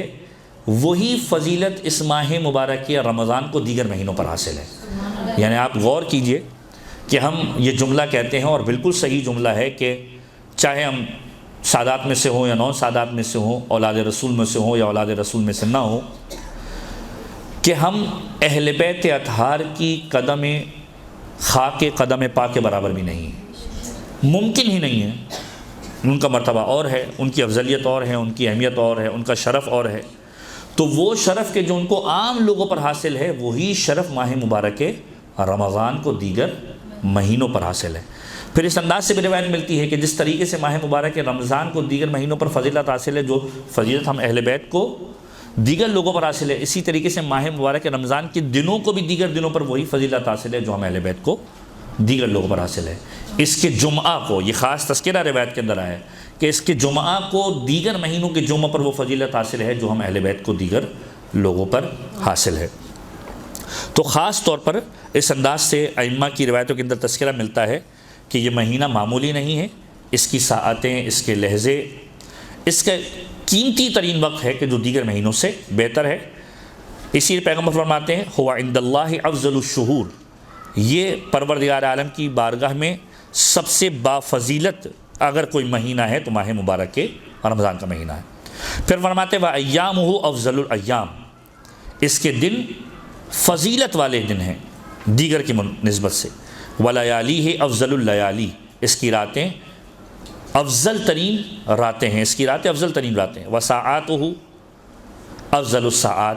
اس کی گزرنے والے گھنٹے، اس کے گزرنے والے لحظے بہترین ساعت ہیں، افضل ترین ساعت ہیں دیگر مہینوں کے مقابلے میں۔ پھر فرمایا ہوا شہر دعیتم فیہ الی ضیافت اللہ، یہ وہ مہینہ ہے کہ جس مہینے کے اندر تم خدا کی مہمانی کے اندر آتے ہو۔ میزبان خدا ہوتا ہے، مہمان تم ہوتے ہو۔ اب یہاں پر ایک بہت خوبصورت فلسفہ، اگر آپ اپنی ذاتی زندگی، ظاہری زندگی کے اعتبار سے اس کو انالائز کرنے کی کوشش کریں کہ پیغمبر نے کتنی خوبصورت بات کی ہے یہاں پر، اور یہ روایتوں کے اعتبار سے مختلف روایتیں اور بھی موجود ہیں۔ ہوا شہر فیہ دعیتم فیہ الی ضیافت اللہ، پروردگار اس مہینے کے اندر تمہیں اپنی مہمانی کے اندر بلا لیا کرتا ہے۔ اب یہاں پر اگر آپ میزبان اور مہمان کے ہی رشتے کو دیکھیں تو آپ کی عقلوں کے اندر یہ سوال پیدا ہوگا کہ میزبان اور مہمان کا رشتہ جو ہے وہ بڑا خوبصورت رشتہ ہے۔ میزبان کے پاس جب مہمان آتا ہے تو میزبان اس طریقے سے اس کا استقبال کرتا ہے کہ مہمان کو کوئی پریشانی نہ ہو۔ میرے گھر کے اندر کوئی مہمان آ جائے تو میں قطعاً اس سے کوئی ایسی بات نہیں کروں گا کہ جو اس کی ناراضگی کا سبب بنے، اس کے لیے ساری کی ساری چیزیں میرے گھر میں مہیا ہوں گی، جو چاہیے اس کے سامنے اس کی خدمت میں پیش کروں گا۔ تو اب یہاں پر میزبان کون ہے اور یہاں پر مہمان کون ہے؟ میزبان قادر مطلق ہے، میزبان خداوند متعال کی ذات ہے۔ مہمان کون ہے؟ ہم ہیں۔ تو اب یہ دو طرفہ تعلق ہے میزبان کا اور مہمان کا۔ وہ میزبان ہے، ہم مہمان ہیں۔ میزبان نے اپنی میزبانی کس طریقے سے ادا کی ہے کہ آپ غور کیجئے، میزبان کو مہمان کی ہر ادا پسند آتی ہے۔ کسی کے گھر پہ کوئی مہمان آ جائے کبھی اس کی برائی نہیں کرتا کہ تمہارے اندر یہ خرابی ہے، تمہارے اندر یہ برائی ہے، بلکہ وہ ہر بات کے اندر کہتا نہیں آپ بالکل درست ہیں۔ یہ ایک جس کو کہتے ہیں کہ ریت ہے، رواج ہے اس دنیا کا کہ جب آپ کے گھر پہ کوئی گیسٹ آتا ہے تو آپ گیسٹ کا خیال رکھتے ہیں، اور خدا کی بارگاہ میں گیسٹ آئے تو خدا پروردگار عالم کس طرح استقبال کرتا ہے، کس طریقے سے خیال رکھتا ہے کہ اس کے ہر عمل کو پسند کرتا ہے۔ یعنی وہ حق میزبانی اس انداز سے ادا کرتا ہے کہ تمہارا ہر عمل میری بارگاہ میں پسندیدہ ہے۔ اب اگر آپ انالائز کریں کہ اس پورے 24 گھنٹے کے اندر انسان کرتا کیا ہے، اگر ابتدا کریں سحری کرتا ہے، فرض کیجئے اگر رات سے ہم ابتدا کریں، سحری کرتا ہے، نماز پڑھتا ہے، نماز پڑھنے کے بعد سو جاتا ہے۔ ویسے ہی ماہ مبارک رمضان میں سونا جو ہے وہ لوگوں کا محبوب ترین کام ہوتا ہے،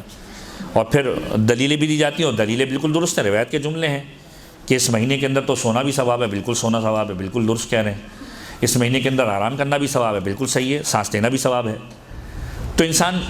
سحری کرتا ہے، نماز پڑھتا ہے، قرآن کریم کی تلاوت کرتا ہے، فرض کیجئے سوتا ہے۔ ہمارے یہاں تو رمضان اس انداز سے گزارا جاتا ہے کہ صبح سو تو پھر شام کو اٹھو گے، بس افطاری کا وقت آ جائے، روزہ گزر جائے کسی طریقے سے، تو روزہ گزار لیتا ہے، افطاری کا وقت آتا ہے، افطار کرتا ہے، اور پھر اپنے کاروباری زندگی کے اندر یا مدارس کے اندر یا دروس کے اندر پھر شریک ہوتا ہے۔ یہ 24 گھنٹے جو انسان گزارتا ہے، خدا کس طریقے سے پسند کرتا ہے؟ میزبان ہے، کہ تمہارا ہر عمل مجھے پسند ہے۔ ہوا شہر دعیتم فیہ الی ضیافت اللہ، تم خدا کی ضیافت کے اندر ہو، مہمانی کے اندر ہو، میزبان ہے تمہارا خدا۔ اب کیا کیا خدا نے؟ میزبانی کا حق کیسے ادا کیا؟ وجعلتم فیہ من اہل کرامت اللہ، خدا نے تمہیں ان لوگوں میں قرار دے دیا کہ جن کی خدا عزت کیا کرتا ہے، جس کی خدا عزت کیا کرتا ہے، جسے خدا اکرام کرتا ہے، عزت کرتا ہے۔ انفاسکم فیہ تسبیح، تمہارا سانس لینا اس مہینے کے اندر عبادت ہے۔ ہزاروں کی تعداد کے اندر انسان سانس لیتا ہے، یعنی ایک ایسا عمل کہ جو بعض اوقات انسان کے اختیار کے اندر نہیں رہتا، ایک لمحے تک انسان سانس روک سکتا ہے، اس کے بعد وہ اس کے اختیار میں نہیں رہتی، فوراً سانس لے گا کہ میری زندگی کی ضرورت ہے کہ ایک ایک لمحہ اگر مجھے گزارنا ہے تو سانس لینی ہے۔ یہ نظام تنفس جو ہے ایسا عمل کہ جو انسان کے ظاہری اعتبار سے اختیار کے اندر بھی نہیں ہے، اس کے لیے بھی پروردگار عالم کس کا ثواب دے رہا ہے؟ تسبیح کا۔ انفاسکم فیہ تسبیح ونومکم فیہ عبادہ، یہ سب کا پسندیدہ ترین ہوتا ہے۔ ونومکم فیہ عبادہ، اور اس مہینے کے اندر تمہارا سونا بھی عبادت ہے۔ وعملکم فیہ مقبول، جو تم عمل اس میں انجام دو گے خدا کی بارگاہ میں قبول ہے، مقبول ہے۔ ودعاؤکم فیہ مستجاب، اور تمہاری دعا خدا کی بارگاہ میں مستجاب ہے۔ اب یہ پیغمبر نے خطبے کے اندر جملہ کہا، ساری چیزیں کو عرب کر دی، تمہیں صاحبان عزت کر دیا، تمہاری سانسوں پر تسبیح کا ثواب، تمہارے سونے پر عبادت کا ثواب، تمہارے عمل کو خدا کی بارگاہ میں مقبول کر دیا، تمہاری دعاؤں کو قبولیت والا کر دیا۔ اب اگر دیکھیے میزبان اور مہمان کے رشتے کو ہم تھوڑا اور آگے بڑھائیں، ابتدا میں نے کی سحری سے کرتے ہیں۔ سحری کرنا بہترین عمل ہے، اس لیے نہیں کہ کھانا کھاتے ہیں، ماہ مبارک رمضان کے اندر تو ویسے بھی انسان 4 ٹائم کھانا کھاتا ہے۔ جب سحری کرتا ہے تو سوچتا ہے کہ دوپہر کا نہیں کھانا، زیادہ کھاتا ہے۔ افطاری کے وہ کہتا ہے دوپہر کا نہیں کھایا تو دوبارہ کھاتا ہے۔ تو الحمدللہ صحتیاب ہو جاتے ہیں لوگ بہرحال، اور ماہ مبارک رمضان کے بعد اکثر لوگوں کے وزن بڑھ بھی جاتے ہیں، اچھی بات ہے، مسئلہ نہیں ہے۔ تو ماہ مبارک رمضان کے اندر پہلا عمل فرض کیجیے ہم کرتے ہیں سحری کا۔ اب خدا حق میزبانی کو کیسے ادا کر رہا ہے کہ یہ سحری کا عمل ہم لوگ بعض اوقات امپورٹنس نہیں دیتے ہیں۔ جوان طبقہ ہے، بہت سارے لوگ ہیں بغیر سحری کے روزہ رکھیں گے، رات کو سو گئے، یا بہت سارے لوگ کہتے ہیں بھائی ہماری رات کو جلدی سونے کی عادت ہے، سحری کے وقت کون اٹھے بھائی، رات کو ہی کرو اور سو جاؤ اور پھر صبح اٹھیں گے نماز فجر کے وقت۔ نہیں، سحری کے وقت کو خاص امپورٹنس دی ہے ائمہ طاہرین نے، کہ معصوم کا جملہ ملتا ہے کہ کچھ اوقات ایسے ہوتے ہیں کہ جس میں پروردگار عالم انسان کی حاجات کو پورا کیا کرتا ہے، اور ان اوقات کے اندر ایک وقت وہ ہے کہ جو فجر سے متصل سحری کا وقت ہے، کہ اس وقت کے اندر پروردگار عالم سے جو مانگا جائے پروردگار عالم اسے قبول کیا کرتا ہے۔ تو یہ جو سحری کا وقت ہے اس کی خاص امپورٹنس ہے۔ اب حق میزبانی کیسے ادا کر رہا ہے پروردگار عالم؟ اس انداز سے کہ جب اگر کوئی فجر پر اٹھتا ہے اس سے پہلے سحری کو کرتا ہے تو معصوم کی روایت کا جملہ، چھٹے امام کا جملہ پیغمبر سے نسبت دے کر کہ ان اللہ و ملائکتہ، اب یہ روایت کا جملہ ہے، ان اللہ و ملائکتہ یصلون علی المستسحرین والمستغفرین بالاسحار، خدا اور اس کے ملائکہ اس پر درود بھیجتے ہیں کہ جو سحری کے وقت اٹھ کر سحری کرتا ہے اور سحر خیز ہو کر استغفار کرتا ہے، یعنی سحری کے وقت استغفار کرنے والا اور سحری کرنے والا، سحر کرنے والا پروردگار عالم کی بارگاہ میں اتنا پسندیدہ ہے کہ پروردگار عالم اور اس کے ملائکہ اس پر درود بھیجتے ہیں۔ ان اللہ و ملائکتہ یصلون علی المستسحرین والمستغفرین بالاسحار، کہ جو سحر کے وقت اٹھتے ہیں اور استغفار کرتے ہیں۔ انہیں ایک اور عمل بتا دیا گیا کہ سحر کے وقت اٹھ کے جہاں آپ سحری کر رہے ہیں وہیں پر خدا کی بارگاہ میں استغفار کریں۔ یہ استغفار وہ عمل ہے کہ جو ماہ مبارک کے شعبان کے اعتبار سے تو بیان ہوتا ہے۔ امام رضا فرماتے ہیں کہ جو شخص ماہ مبارک کے شعبان کے اندر روزانہ 70 مرتبہ استغفار کرتا ہے، پروردگار عالم اس کے گناہوں کو معاف کر دیا کرتا ہے۔ پھر فرمایا کسی نے کہ مولا کس طریقے سے استغفار کریں؟ مولا نے کہا کہ اس انداز سے خدا کی بارگاہ میں کہو استغفر اللہ و اسألہ التوبہ، جو آپ یقیناً سنتے رہتے ہیں۔ اسی طریقے سے ماہ مبارک رمضان کے اندر بھی آپ دیکھیں شب قدر کے اندر جو اعمال بیان کیے جاتے ہیں اس میں سب سے پہلا عمل جو بیان کیا جاتا ہے وہ یہ ہے استغفر اللہ و اتوب الیہ، خدا کی بارگاہ میں استغفار کرو۔ تو استغفار جو وہ اس مہینے کا بہترین عمل ہے۔ تو فرمایا کہ خدا اور اس کے ملائکہ اس پر درود بھیجتے ہیں کہ جو سحری کے وقت اٹھتا ہے اور سحری کے وقت اٹھ کر استغفار کرتا ہے۔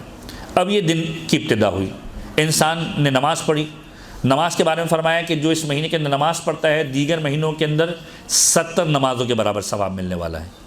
جو انسان ایک عمل نیکی کا انجام دیتا ہے دیگر مہینوں کی نسبت 70 کے برابر اس کا ثواب ملتا ہے۔ جو ایک آیت پڑھتا ہے گویا دوسرے مہینے کے اندر پورے قرآن پڑھنے کا ثواب ملتا ہے۔ آپ ذرا غور کیجئے کہ کس طریقے سے ملٹیپلیکیشنز اس ماہ مبارک رمضان کے اعتبار سے بیان کی گئی۔ سو گئے، سونے کا ثواب، سانس لے رہے ہیں، سانس لینے کا ثواب، روزہ گزر گیا، عبادتیں کی، عبادتوں کا ثواب، یہاں تک کہ افطار کا وقت آ گیا۔ اب افطار کے وقت بہت خوبصورت روایت کا جملہ ہے جو امیر کائنات سے پیغمبر خدا نے ارشاد فرمایا کہ مولا متقیان موجود تھے، پیغمبر خدا موجود تھے، افطار کا وقت آیا، اور جب افطار کا وقت آیا تو کھجور کا لقمہ امیر کائنات کے ہاتھ میں بھی تھا اور کھجور کا لقمہ پیغمبر خدا کے ہاتھ میں بھی تھا، اور قریب تھا کہ امیر کائنات اب افطار کر رہے ہوں۔ پیغمبر خدا نے مخاطب کیا، یا علی، اے علی، یاد رکھو یہ افطار کا وقت وہ ہے جو خدا کی بارگاہ میں پسندیدہ ہے۔ اب اس کے حوالے سے ہم روایت بھی انشاءاللہ بیان کریں گے اس خطبے کو مکمل کرنے کے بعد، کہ فرمایا افطار کا وقت خدا کی بارگاہ میں پسندیدہ ہے، اور وہ دعا جو خدا کی بارگاہ میں افطار کے وقت مانگی جاتی ہے پروردگار عالم کبھی رد نہیں کیا کرتا۔ تو یہ ٹریڈیشن ائمہ کا ٹریڈیشن ہے جو ائمہ نے ہمیں سکھایا ہے کہ جب ہم اپنے بچوں کو بھی اس کی تعلیم دیں کہ جب ہم روزہ افطار کرنے کے لیے بیٹھیں تو جہاں ساری نعمتیں ان کے سامنے موجود ہوں وہیں پر یہ لقمہ جب اس کے جسم میں جا رہا ہو تو اہل بیت اطہار کی اس ریت کو، اہل بیت اطہار کے اس عمل کو اس کو یاد کروائیں کہ یہ سبب قبولیت ہے، یہ دعاؤں کے قبول ہونے کا باعث ہے کہ جب تم روزہ کھول رہے ہو خدا کی بارگاہ میں دعا کرو۔ اور میں اس چیز کا وٹنس ہوں، بہت سارے لوگوں کو جب یہ عمل بتایا اکثر متوجہ ہوتے ہیں اور یقیناً لوگ عادی ہوتے ہیں، سورہ مبارکہ انا انزلنا کی تلاوت کرتے ہیں، دیگر سوروں کی تلاوت کرتے ہیں، یوں تو قرآن کریم کی ویسے ہی تلاوت کا ثواب ہے، لیکن اس مقام پر جو دعا مانگی جاتی ہے افطار کے وقت پروردگار عالم خاص طور پر قبول کرتا ہے کہ پیغمبر کہتے ہیں یا علی کہ یہ دعا جو افطار کے وقت مانگی جاتی ہے پروردگار عالم کبھی رد نہیں کیا کرتا۔ اب اس کے بعد پیغمبر فرماتے ہیں کہ یہ مہینہ وہ ہے جو برکت و رحمت و مغفرت کے ساتھ آ رہا ہے، افضل ترین مہینہ ہے، اس کے دن افضل ہیں، اس کی راتیں افضل ہیں، اس کی ساعتیں افضل ہیں، اس میں خدا کے تم مہمان ہو، تمہیں صاحب عزت بنا دیا گیا، تمہارے سانسوں کا ثواب پروردگار دینے والا ہے، تمہیں سونے پر عبادت کا ثواب ملنے والا ہے، تمہارے عمل مقبول ہیں، تمہاری دعائیں مستجاب ہے۔ پھر فرمایا کہ خدا سے سوال کرو اس مہینے کے اندر سچی نیتوں کے ساتھ، فاسألوا اللہ ربکم بنیات صادقہ، اپنے رب سے پالنے والے سے سوال کرو سچی نیتوں کے ساتھ، وقلوب طاہرہ، پاکیزہ ترین قلوب کے ساتھ مانگو، ان یوفقکم للصیام، ہی کہ وہ تمہیں توفیق دے کہ تم اس مہینے کے اندر روزہ رکھو۔ یعنی آپ غور کیجئے کہ ہے واجب چیز لیکن پیغمبر کے انداز سے شوق دلانے کہ خدا سے توفیق مانگو، یعنی یہاں پر بتایا جا رہا ہے کہ انسان جو عبادتیں انجام دیتا ہے در حقیقت توفیق پروردگار کا محتاج ہوتا ہے، توفیق پروردگار کا محتاج ہوتا ہے۔ جب انسان گناہ کرتا ہے، یہ جملہ آپ اپنے دماغ میں اس انداز سے سمجھنے کی کوشش کیجئے کہ کچھ جملے روایتوں کے اندر ملتے ہیں، اور ماہ مبارک رمضان سے اس کا تعلق اس لیے بھی ہے کہ معصوم کا جملہ ملتا ہے من صامہ وقامہ ایمانا و احتسابا خرج من ذنوبہ کیوم ولدتہ امہ، کہ جو ماہ مبارک رمضان کے اندر روزہ رکھتا ہے، من صامہ وقامہ اس میں قیام کرتا ہے، ایمانا و احتسابا ایمان رکھتے ہوئے اپنا محاسبہ کرتے ہوئے، خرج من ذنوبہ کیوم ولدتہ امہ گناہوں سے ایسے خارج ہو جایا کرتا ہے جیسے ایک نومولود بچہ جب اپنی ماں کے پیٹ سے باہر آتا ہے اس کے ذمے کوئی گناہ نہیں ہوتا۔ جو ماہ مبارک رمضان کو اس انداز سے گزارتا ہے پروردگار عالم اس سے گناہوں سے نکال دیا کرتا ہے، بری کر دیا کرتا ہے، نئی زندگی شروع کرتا ہے جیسے ایک نومولود بچہ۔ یہی روایت کربلا کے اعتبار سے ملتی ہے کہ منظار الحسین، جو امام حسین کی زیارت کرے خرج من ذنوبہ کیوم ولدتہ امہ، کہ اس طریقے سے گناہوں سے خارج ہو جاتا ہے کہ جیسے ایک نومولود بچہ۔ یہی روایت حج کے اعتبار سے ملتی ہے کہ جو شخص حج کو انجام دے، حاجی بن گیا، خرج من ذنوبہ کیوم ولدتہ امہ، ایسے گناہوں سے نکل جایا کرتا ہے جیسے ایک نومولود بچہ۔ اب انسان کیا اس بات پر پورے سال گناہ کرتے رہے کہ میں ماہ مبارک رمضان آئے گا تو اپنے آپ کو پاک و پاکیزہ بنوا لوں گا، یا پورے سال گناہ کرے اور ایک مرتبہ امام حسین کی زیارت کے لے جائے اور کہے کہ اب میں پاک و پاکیزہ ہو گیا، یا زندگی بھر گناہ کرے اور حج کا ویٹ کرے کہ حج بیت اللہ کر کے آؤں گا تو گناہ سے آزاد ہو جاؤں گا؟ نہیں، روایتیں کہتی جب انسان کسی ایسے عمل کو انجام دیتا ہے خداوند متعال یہ تحفہ دیتا ہے، روزہ رکھ لیا خدا نے اسے پاک و پاکیزہ کر دیا، زیارت امام حسین کر کے آ گیا پروردگار عالم نے پاک و پاکیزہ کر دیا، حج کر کے آ گیا خداوند متعال نے اس کو پاک و پاکیزہ کر دیا۔ لیکن جیسے ہی ایک گناہ اس کی ذات سے سرزد ہوا، پروردگار عالم اس کی توفیقات کو سلب کرنا شروع کر دیتا ہے، اس کی توفیقات سلب ہو جاتی ہے کہ انسان خدا کی بارگاہ میں اگر نماز پڑھنے کے لیے نہ کھڑا ہو تو یہ تصور کرے، یہ جملے سوشل میڈیا کے اوپر آپ پڑھتے ہیں لیکن روایتوں کو اگر نچوڑ کر دیکھیں تو ان روایتوں کے اندر حاصل حصول یہ ملے گا کہ یہ سوچے خدا کی بارگاہ میں کہ آج مجھ سے ایسا کیا سرزد ہوا کہ خدا نے مجھے اپنی بارگاہ میں کھڑا رہنا بھی نصیب نہیں کیا۔ یہ توفیق پروردگار عالم سلب کر لیتا ہے۔ یہ ایک روایت جو امام حسین کی زیارت کے اعتبار سے ملتی ہے، زیادہ بہتر انداز سے آپ سمجھ سکیں اس جملے کو، کہ ایک جملہ ملتا ہے کہ من زار الحسین صلی اللہ علیہ وآلہ، کہ جو امام حسین کی زیارت کرتا ہے پروردگار عالم اس کے ماقبل گناہوں کو بھی معاف کر دیا کرتا ہے، ماں بعد گناہوں کو بھی معاف کر دیا کرتا ہے، کہ پرانے گناہ بھی معاف ہو گئے، اگلے گناہ بھی معاف ہو گئے، جو ترجمہ ہوتا ہے۔ اس سے مراد کیا ہے؟ اس کا مراد یہ ہے کہ امام حسین کی زیارت کرنے کے بعد انسان کو لائسنس مل گیا گناہ کرنے کا؟ نعوذ باللہ من ذالک، ایسا نہیں ہے۔ علماء کہتے ہیں اس سے مراد یہ ہے کہ ماقبل گناہ تو معاف ہو گئے، اگلی زندگی کے لیے خدا توفیق دیتا ہے کہ گناہ انجام نہ دے۔ تو اسی طریقے سے ماہ مبارک رمضان کہ تم خدا سے توفیق طلب کرو کہ اس مہینے کے روزے رکھ سکو، کہ پروردگار عالم تمہیں یہ توفیق دے۔ اب توفیق کا مطلب کیا ہے؟ ایسا نہیں کہ واجب کے لیے توفیق مانگی جا رہی، کہ خدا سے توفیق مانگو کہ پروردگار کسی مرض کے اندر مبتلا نہ کر دینا، پروردگار کسی بیماری کے اندر مبتلا نہ کر دینا، کہ ایسا نہ ہو کہ بیماری کے سبب سے میں اس مہینے کے روزے چھوڑ دوں۔ خدا سے سچی نیتوں کے ساتھ پاکیزہ ترین دل کے ساتھ سوال کرو کہ وہ تمہیں توفیق دے اس مہینے کے روزے کی، وَتِلَاوَتِ کتابہ، اور اس مہینے کے اندر اپنی کتاب کی تلاوت کی۔ ماہ مبارک رمضان قرآن کریم کے ساتھ ایک گہرا تعلق ہے اس کا۔ معصوم کا جملہ ہے لِكُلِّ شَيْءٍ رَبِيعٌ وَرَبِيعُ الْقُرْآنِ شَهْرُ رَمَضَان، ہر چیز کے لیے ایک بہار کا موسم ہوتا ہے جب اس کے اوپر سرسبز و شادابی آ جایا کرتی ہے، چہرے پر رونق آ جایا کرتی ہے۔ مثلا ایک ماں جب اپنے بچے کو دیکھتی ہے تو اس کے چہرے پر رونق آ جاتی ہے، اس کا چہرہ حشاش بشاش ہو جایا کرتا ہے۔ اسی طریقے سے قرآن جب ماہ مبارک رمضان کو دیکھتا ہے قرآن پر رونق آ جاتی ہے کہ اب لوگ مجھے کھولیں گے، اور یہ المیہ ہے تاریخ کا، یہ تاریخ کا المیہ ہے۔ اب ذرا آپ سوچئے کہ دین ہیومن نیچر کے اور ہیومن سائیکو کے کتنے قریب ہے کہ ہم پورے سال قرآن نہیں کھولتے۔ کھلتا کس وقت ہے؟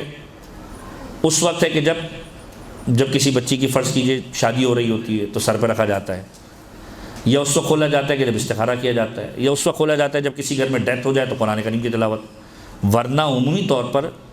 جب انسان کبھی پریشانی کے اندر مبتلا ہوتا ہے تو مغربین کے بعد سورہ واقعہ پڑھنا شروع کر دیتا ہے، ورنہ اس کے علاوہ انسان قرآن کب کھولتا ہے؟ ہم نے دین کے بہت ساری چیزوں کو اپنے مفاد کے لیے رکھا ہوا، جب ضرورت پڑتی ہے یوز کرتے ہیں، اور جب ضرورت نہیں ہوتی اس کا استعمال ختم ہو جاتا ہے۔ یہ المیہ ہے۔ قرآن کو اپنی زندگی کا حصہ بنائیں۔ میں نے پہلے بھی یہاں پر درس کے اندر بیان کیا تھا کہ جس گھر کے اندر تلاوت قرآن ہوتی ہے وہ گھر آسمان والوں پر ایسے جگمگاتا ہے جیسے زمین والوں کے لیے اوپر آسمان پر چمکتا ہوا ستارہ۔ آسمان والے پسند کرتے ہیں اس گھر کو کہ جس گھر کے اندر قرآن کریم کی تلاوت ہوتی ہے۔ تو قرآن کو صرف ماہ مبارک رمضان تک محدود نہیں کرنا، بلکہ اپنی پوری زندگی کے اندر لے کر آنا ہے دیگر مہینوں کے اندر بھی۔ اور اس حوالے سے پوری گفتگو یہاں پر ہوئی تھی، جس میں ہم نے قرآن کے مختلف سوروں کے خواص بھی بیان کیے تھے۔ تو ہر شے کے ایک بہار کا موسم ہے، وَرَبِيعُ القرآن شہر رمضان۔ قرآن کی بہار کا موسم کیا ہے؟ ماہ مبارک رمضان، کہ معصوم فرماتے ہیں کہ اس مہینے کے اندر ایک آیت کا ثواب پروردگار عالم دیگر مہینوں کے اندر گویا قرآن ختم کرنے کے برابر دیتا ہے۔ یہ وہ مہینہ ہے کہ جس کے اندر ایک سورہ گویا پورے قرآن کا ثواب دلا دیا کرتا ہے۔ مختلف روایتیں اس کے اندر بہرحال موجود ہیں۔ تو معصوم فرماتے ہیں کہ پیغمبر فرماتے ہیں کہ تم اس مہینے کے اندر پاکیزہ ترین نیتوں کے ساتھ، پاک دل کے ساتھ خدا سے یہ سوال کرو کہ وہ خدا تمہیں روزے کی توفیق دے، تمہیں تلاوت قرآن کی توفیق دے۔ تلاوت قرآن میں بھی اسٹیپس ہیں۔ پہلے انسان قرآن کریم کی تلاوت کرے، قرآن کریم کے مطالب اور معانی کو پڑھے۔ تیسرا مرحلہ تفہیم قرآن، قرآن کی تلاوت کی۔ بہت سارے لوگ صرف جو ہے وہ قرآن کے ترجمے پر اکتفا کرتے ہیں، جن کو بالکل نہیں آتا بالکل اکتفا کریں، لیکن کوشش کریں کہ قرآن کریم کے لیے عربی کو سیکھیں، کیونکہ عربی لغت اور عربی کے اندر پڑھنے کا ثواب ہے، چاہے وہ دعائیں ہوں، چاہے وہ زیارتیں ہوں، چاہے وہ قرآن کریم ہو۔ ٹرانسلیٹریشن کے اندر بھی اب باقاعدہ طور پر رومن اردو کے اندر اس طریقے سے قرآن کریم کی آیتوں کو لکھ کر انٹرنیٹ کے اوپر بھی اور دیگر چیزوں کے اندر اویلیبل ہے، کہ جس طریقے سے آپ اردو پڑھتے ہیں اسی طریقے سے قرآن کریم کی آیتوں کو پڑھنے کی کوشش کریں۔ اعراب سمجھ میں نہیں آتے، ٹرانسلیٹریشن کے ذریعے سے پڑھیں، رومن اردو کے ذریعے سے پڑھنے کی کوشش کریں۔ قرآن کریم کی عربی پڑھنے کا باقاعدہ طور پر ثواب ہے۔ تو پہلا مرحلہ عربی پڑھنا، دوسرا مرحلہ معانی پڑھنا، تیسرا مرحلہ اس کو سمجھنے کی کوشش کرنا۔ جو ماہ مبارک رمضان کے اندر تفسیر قرآن یا مفاہیم قرآن کے دروس ہوتے ہیں، ان کے اندر قرآن کو سمجھنے کی کوشش کرنا۔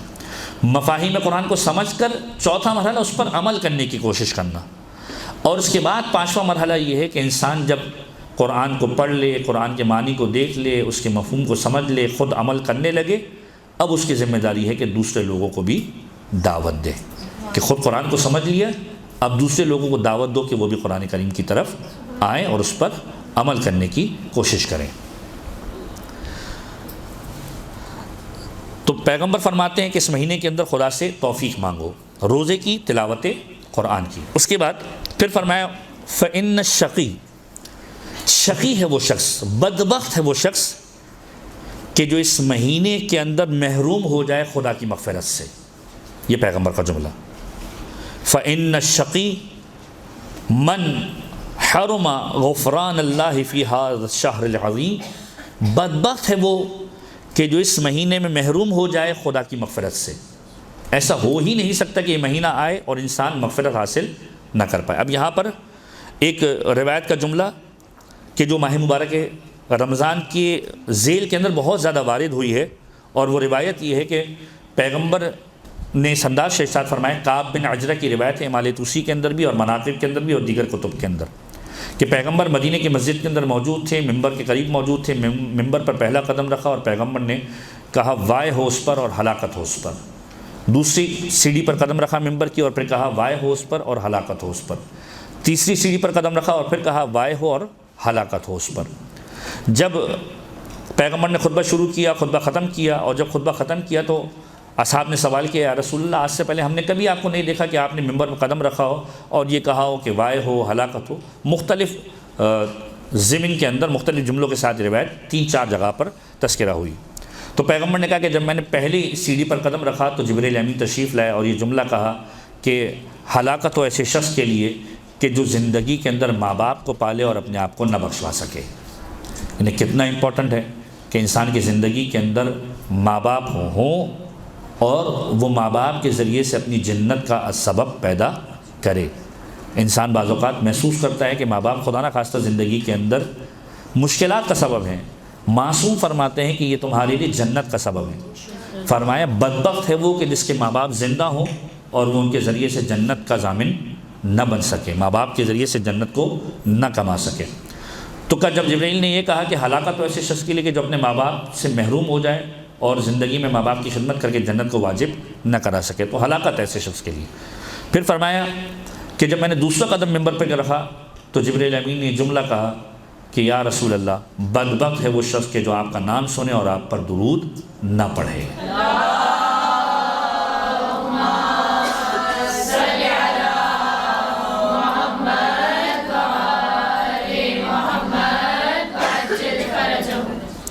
اور اس کے بعد جب تیسرا قدم منبر پر رکھا تو جبریل امین نے اس انداز سے مخاطب ہو کر کہا کہ یا رسول اللہ بدبخت ہے وہ شخص کہ جو ماہ مبارک رمضان کو پالے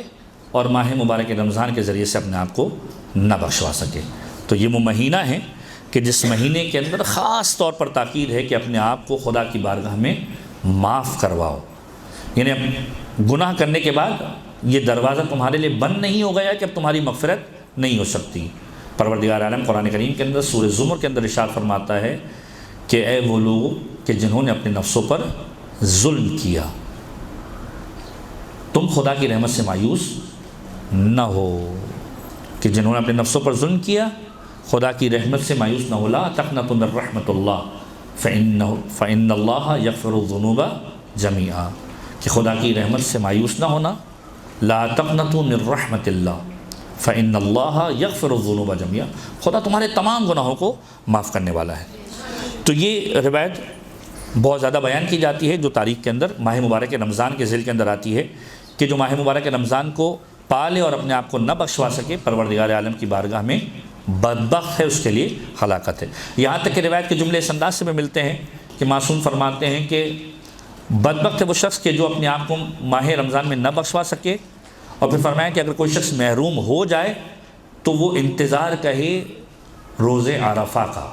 کہ روز عرفہ اسے نصیب ہو جائے اور پھر عرفہ کے دن خدا کی بارگاہ میں مغفرت طلب کرے یا میدان عرفہ کے اندر پہنچ کر خدا کی بارگاہ سے مغفرت طلب کرے۔ تو فرمایا شقی ہے وہ کہ جو محروم ہو جائے اس مہینے کے اندر مغفرت سے۔ اور پھر فرمایا کہ تم اس بھوک و پیاس کے ذریعے سے وَاذْكُرُوا بِجُوعِكُمْ وَعَطَشِكُمْ فِيهِ جُوعَ يَوْمِ الْقِيَامَةِ وَعَطَشًا، کہ تم اس بھوک و پیاس کے ذریعے سے کہ جو روزے کے اندر تمہیں محسوس ہوتی ہے یاد کرو روز قیامت کی بھوک و پیاس کو، کہ یہ جو تم کچھ گھنٹوں کے لیے بھوک و پیاسے ہو، جب بھوک کو محسوس کرو، جب پیاس کو محسوس کرو، تو اس کے ذریعے سے یاد کرو کہ روز قیامت کے اندر تمہاری کیا کیفیت ہوگی۔ اور پھر فرمایا کہ وَتَصَدَّقُوا عَلَىٰ فُقَرَائِكُمْ وَمَسَاكِينِكُمْ، اس مہینے کے اندر فقراء اور مساکین کے لیے صدقہ کرو۔ ایک بہترین عمل ہے ہر مہینے کے اعتبار سے، اور خصوصیت کے ساتھ رجب، شعبان اور رمضان۔ کہ جب معصوم سے سوال کیا گیا غالباً 8ویں امام کی روایت کہ ماہ مبارک شعبان کا بہترین عمل کیا ہے، تو امام نے 3 چیزوں کی بات کی۔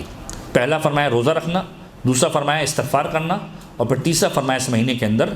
صدقہ دینا۔ ماہ مبارک رمضان کے اندر بھی یہی بات ائمہ کی روایتوں کے اندر ملتی ہے، اور رمضان کے اندر لوگ زیادہ آمادہ ہوتے ہیں۔ آپ دیکھتے ہیں کہ مختلف راشن پروجیکٹس چل رہے ہوتے ہیں، مختلف ایڈس چل رہی ہوتی ہیں کہ جو لوگوں کو امداد فراہم کر رہی ہوتی ہیں، تو ایک خاص ماحول ہوتا ہے ماہ مبارک رمضان کا۔ تو پیغمبر فرماتے ہیں وَتَصَدَّقُوا عَلَىٰ فُقَرَائِكُمْ وَمَسَاكِينِكُمْ، تمہارے درمیان میں تمہارے قرب و جوار کے اندر جو فقراء اور مساکین ہوں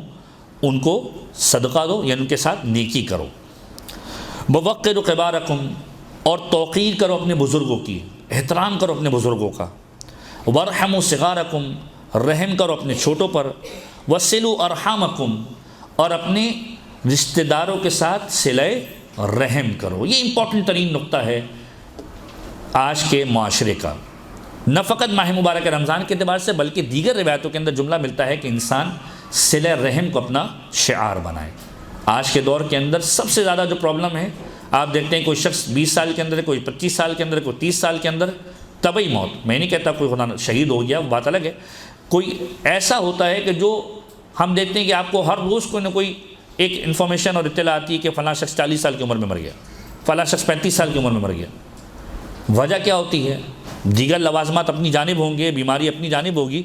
لیکن ایک بہت بڑا فیکٹر آج کے معاشرے کے اندر رشتہ داروں سے تعلقات اور اپنے قریبی رشتہ داروں سے تعلقات کو توڑنا ہے۔ انسان اپنی انا کے اندر، انسان اپنے وجود کے اندر بڑائی محسوس کرنے کے بعد اپنے اسٹیٹس کی وجہ سے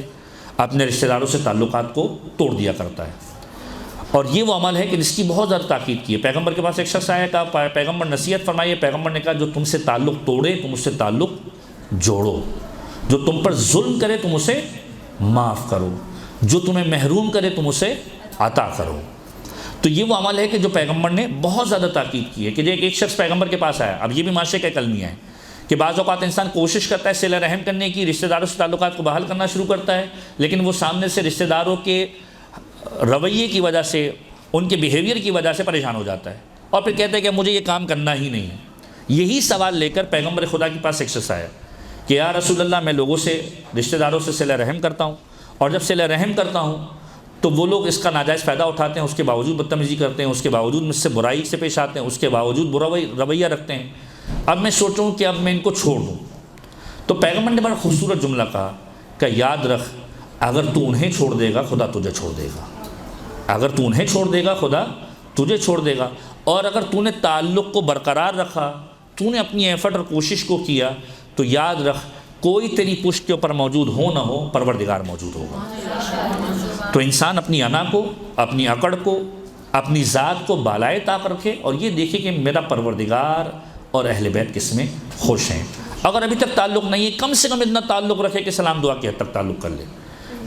یہ نہیں کہتا دین کہ آپ جا کر ان کے گھر میں زبردستی جائیں اور تعلق کو قائم کریں اور بیٹھے رہیں ان کے گھر کے اندر کہ جب تک کہ تعلق نہ قائم ہو جائے۔ کم سے کم سلام علیکم، وعلیکم السلام، اس انداز سے ایک رویہ رکھ کر ملاقات کر کے اپنی طرف سے ایک ایفرٹ کرنے کی انسان کوشش کرے۔ بہرحال اس میں مثالیں بہت ساری دی جا سکتی ہیں۔ آج کے معاشرے کے اندر بے پناہ مثالیں ہیں جو آپ ماشاءاللہ سے علم رکھتے ہیں، آپ لوگ، آپ کی نظر کے اندر بے شمار ایسے کیسز ہوں گے کہ جس کے اندر یہ ساری چیزیں فٹ ہو سکتی ہیں۔ تو پیغمبر کہتے ہیں بڑوں کا احترام کرو، چھوٹوں پر رحم کرو، اور اپنے ذوی الارحام، اپنے رشتہ داروں سے صلہ رحم کرو، کہ یہ وہ عمل ہے کہ جو ائمہ کی بارگاہ میں پسندیدہ ہے۔ چھٹے امام کا جملہ ہے، دو چیزیں خدا کی بارگاہ میں بہت پسند ہیں، دو قدم بہت پسند ہے۔ ایک وہ کہ جو خدا کی بارگاہ میں جنگ کے لیے، جہاد کے لیے قدم اٹھایا جائے،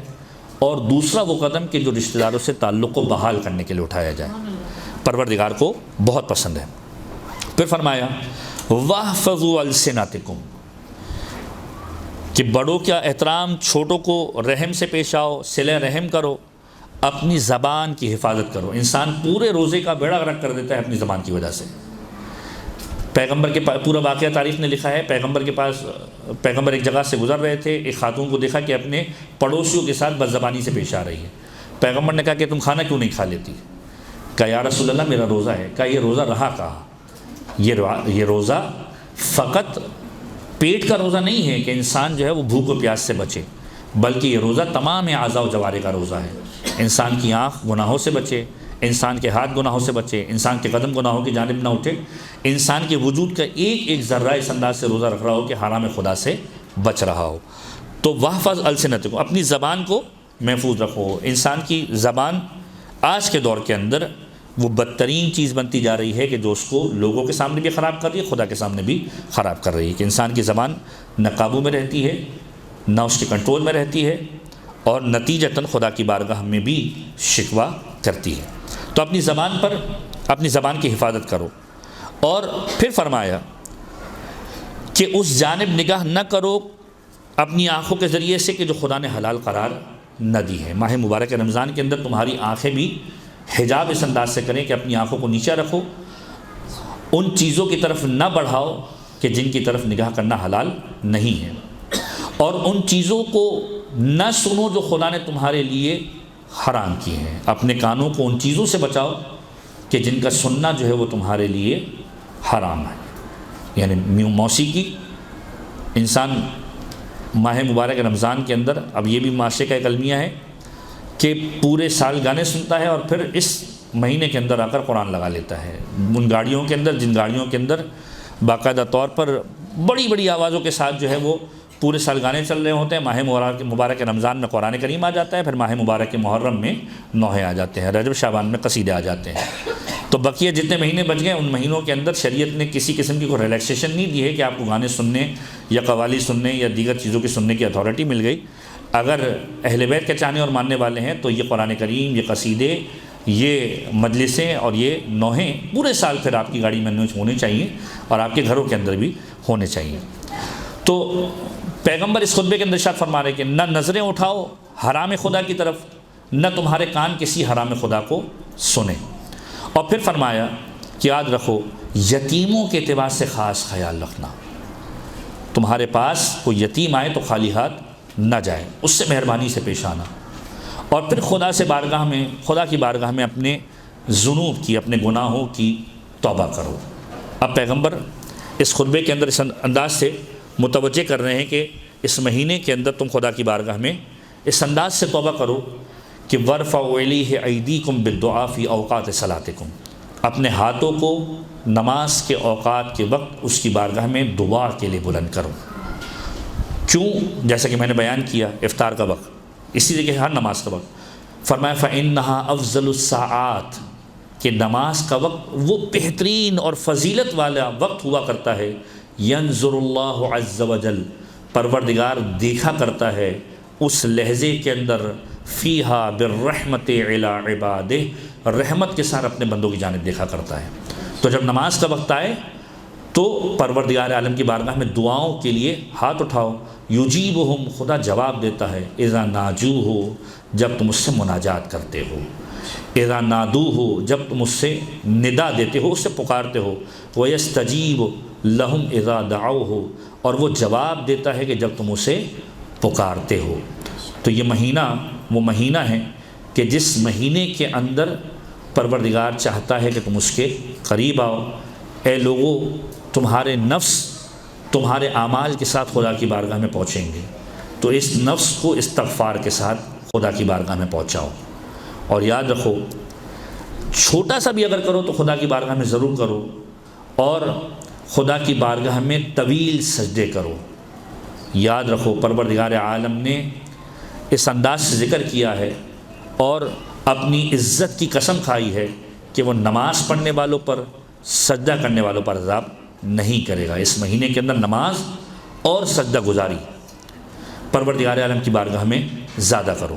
اور اس کے بعد جو دوسرا حصہ ہے، اگرچہ یہ طویل خطبہ ہے، پورا خطبہ مکمل بھی نہیں ہو سکا، پھر فرمایا کہ جس مہینے کے اندر ایک مومن کو روزہ افطار کرواتا ہے، گویا خدا کی بارگاہ میں ایسا ہے کہ ایک غلام کو آزاد کراتا ہے، اور اس افطاری کے ذریعے سے ایک مومن کو پروردگار عالم جو ثواب دیتا ہے وہ یہ ہے کہ اس کی گزشتہ تمام گناہوں کی مغفرت کر دیا کرتا ہے۔ کسی نے کھڑے ہو کر سوال کیا، جو ہم سب کا بھی سوال ہے، یا رسول اللہ لیس کلنا یقدر علی ذلک، ہم میں سے ہر ایک قدرت نہیں رکھتا، استطاعت نہیں رکھتا کہ ہم افطاری کرا سکیں۔ فرمایا ایک شخص کو کراؤ، اپنے آپ کو آتش جہنم سے بچاؤ، اگرچہ کہ ایک کھجور کے ٹکڑے اور ایک پانی کے گلاس کے ذریعے ہی کیوں نہ ہو۔ اتقوا النار ولو بشق تمرۃ، اتقوا النار ولو بشربۃ من ماء، چاہے وہ پینے کا ایک چھوٹا سا پانی ہو، چاہے وہ ایک چھوٹی سی کھجور ہو، اس کے ذریعے سے اپنے آپ کو آتش جہنم سے نجات دلاؤ۔ کہ روزہ افطار کروانا خدا کی بارگاہ میں ایسا عمل ہے کہ جو خدا کی بارگاہ میں پسندیدہ ہے۔ پروردگار عالم کی بارگاہ میں ہم سب دعا کرتے ہیں کہ وہ مہینہ ہے جس مہینے کے بارے میں روایت کا جملہ، اور اسی پہ اپنی گفتگو کو ہم تمام کریں گے، کہ پروردگار عالم اس مہینے کی پہلی رات کو جنت کے دروازوں کو کھول دیا کرتا ہے اور اسے آخر تک بند نہیں کیا کرتا ہے۔ پروردگار اس مہینے کے اندر بہترین طریقے سے ہم سب کو داخل ہونے کی توفیق عنایت فرما، اور اس مہینے کی تمام برکتوں کو اور رحمتوں کو حاصل کرنے کی توفیق عنایت فرما، اور اس مہینے کے ہدف کہ جو تقوی ہے، پروردگار اس مہینے کے بعد ہم سب کو صاحب تقوی بننے کی توفیق عنایت فرما، اور ہم سب کے ائمہ کو ہم سے راضی و خوشنود فرما، امام زمانہ کے ظہور کے اندر تعجیل فرما۔ وآخر دعوانا عن الحمد للہ رب العالمین۔ برحمتك يا أرحم الراحمين، وصلى الله على محمد وآله الطاهرين۔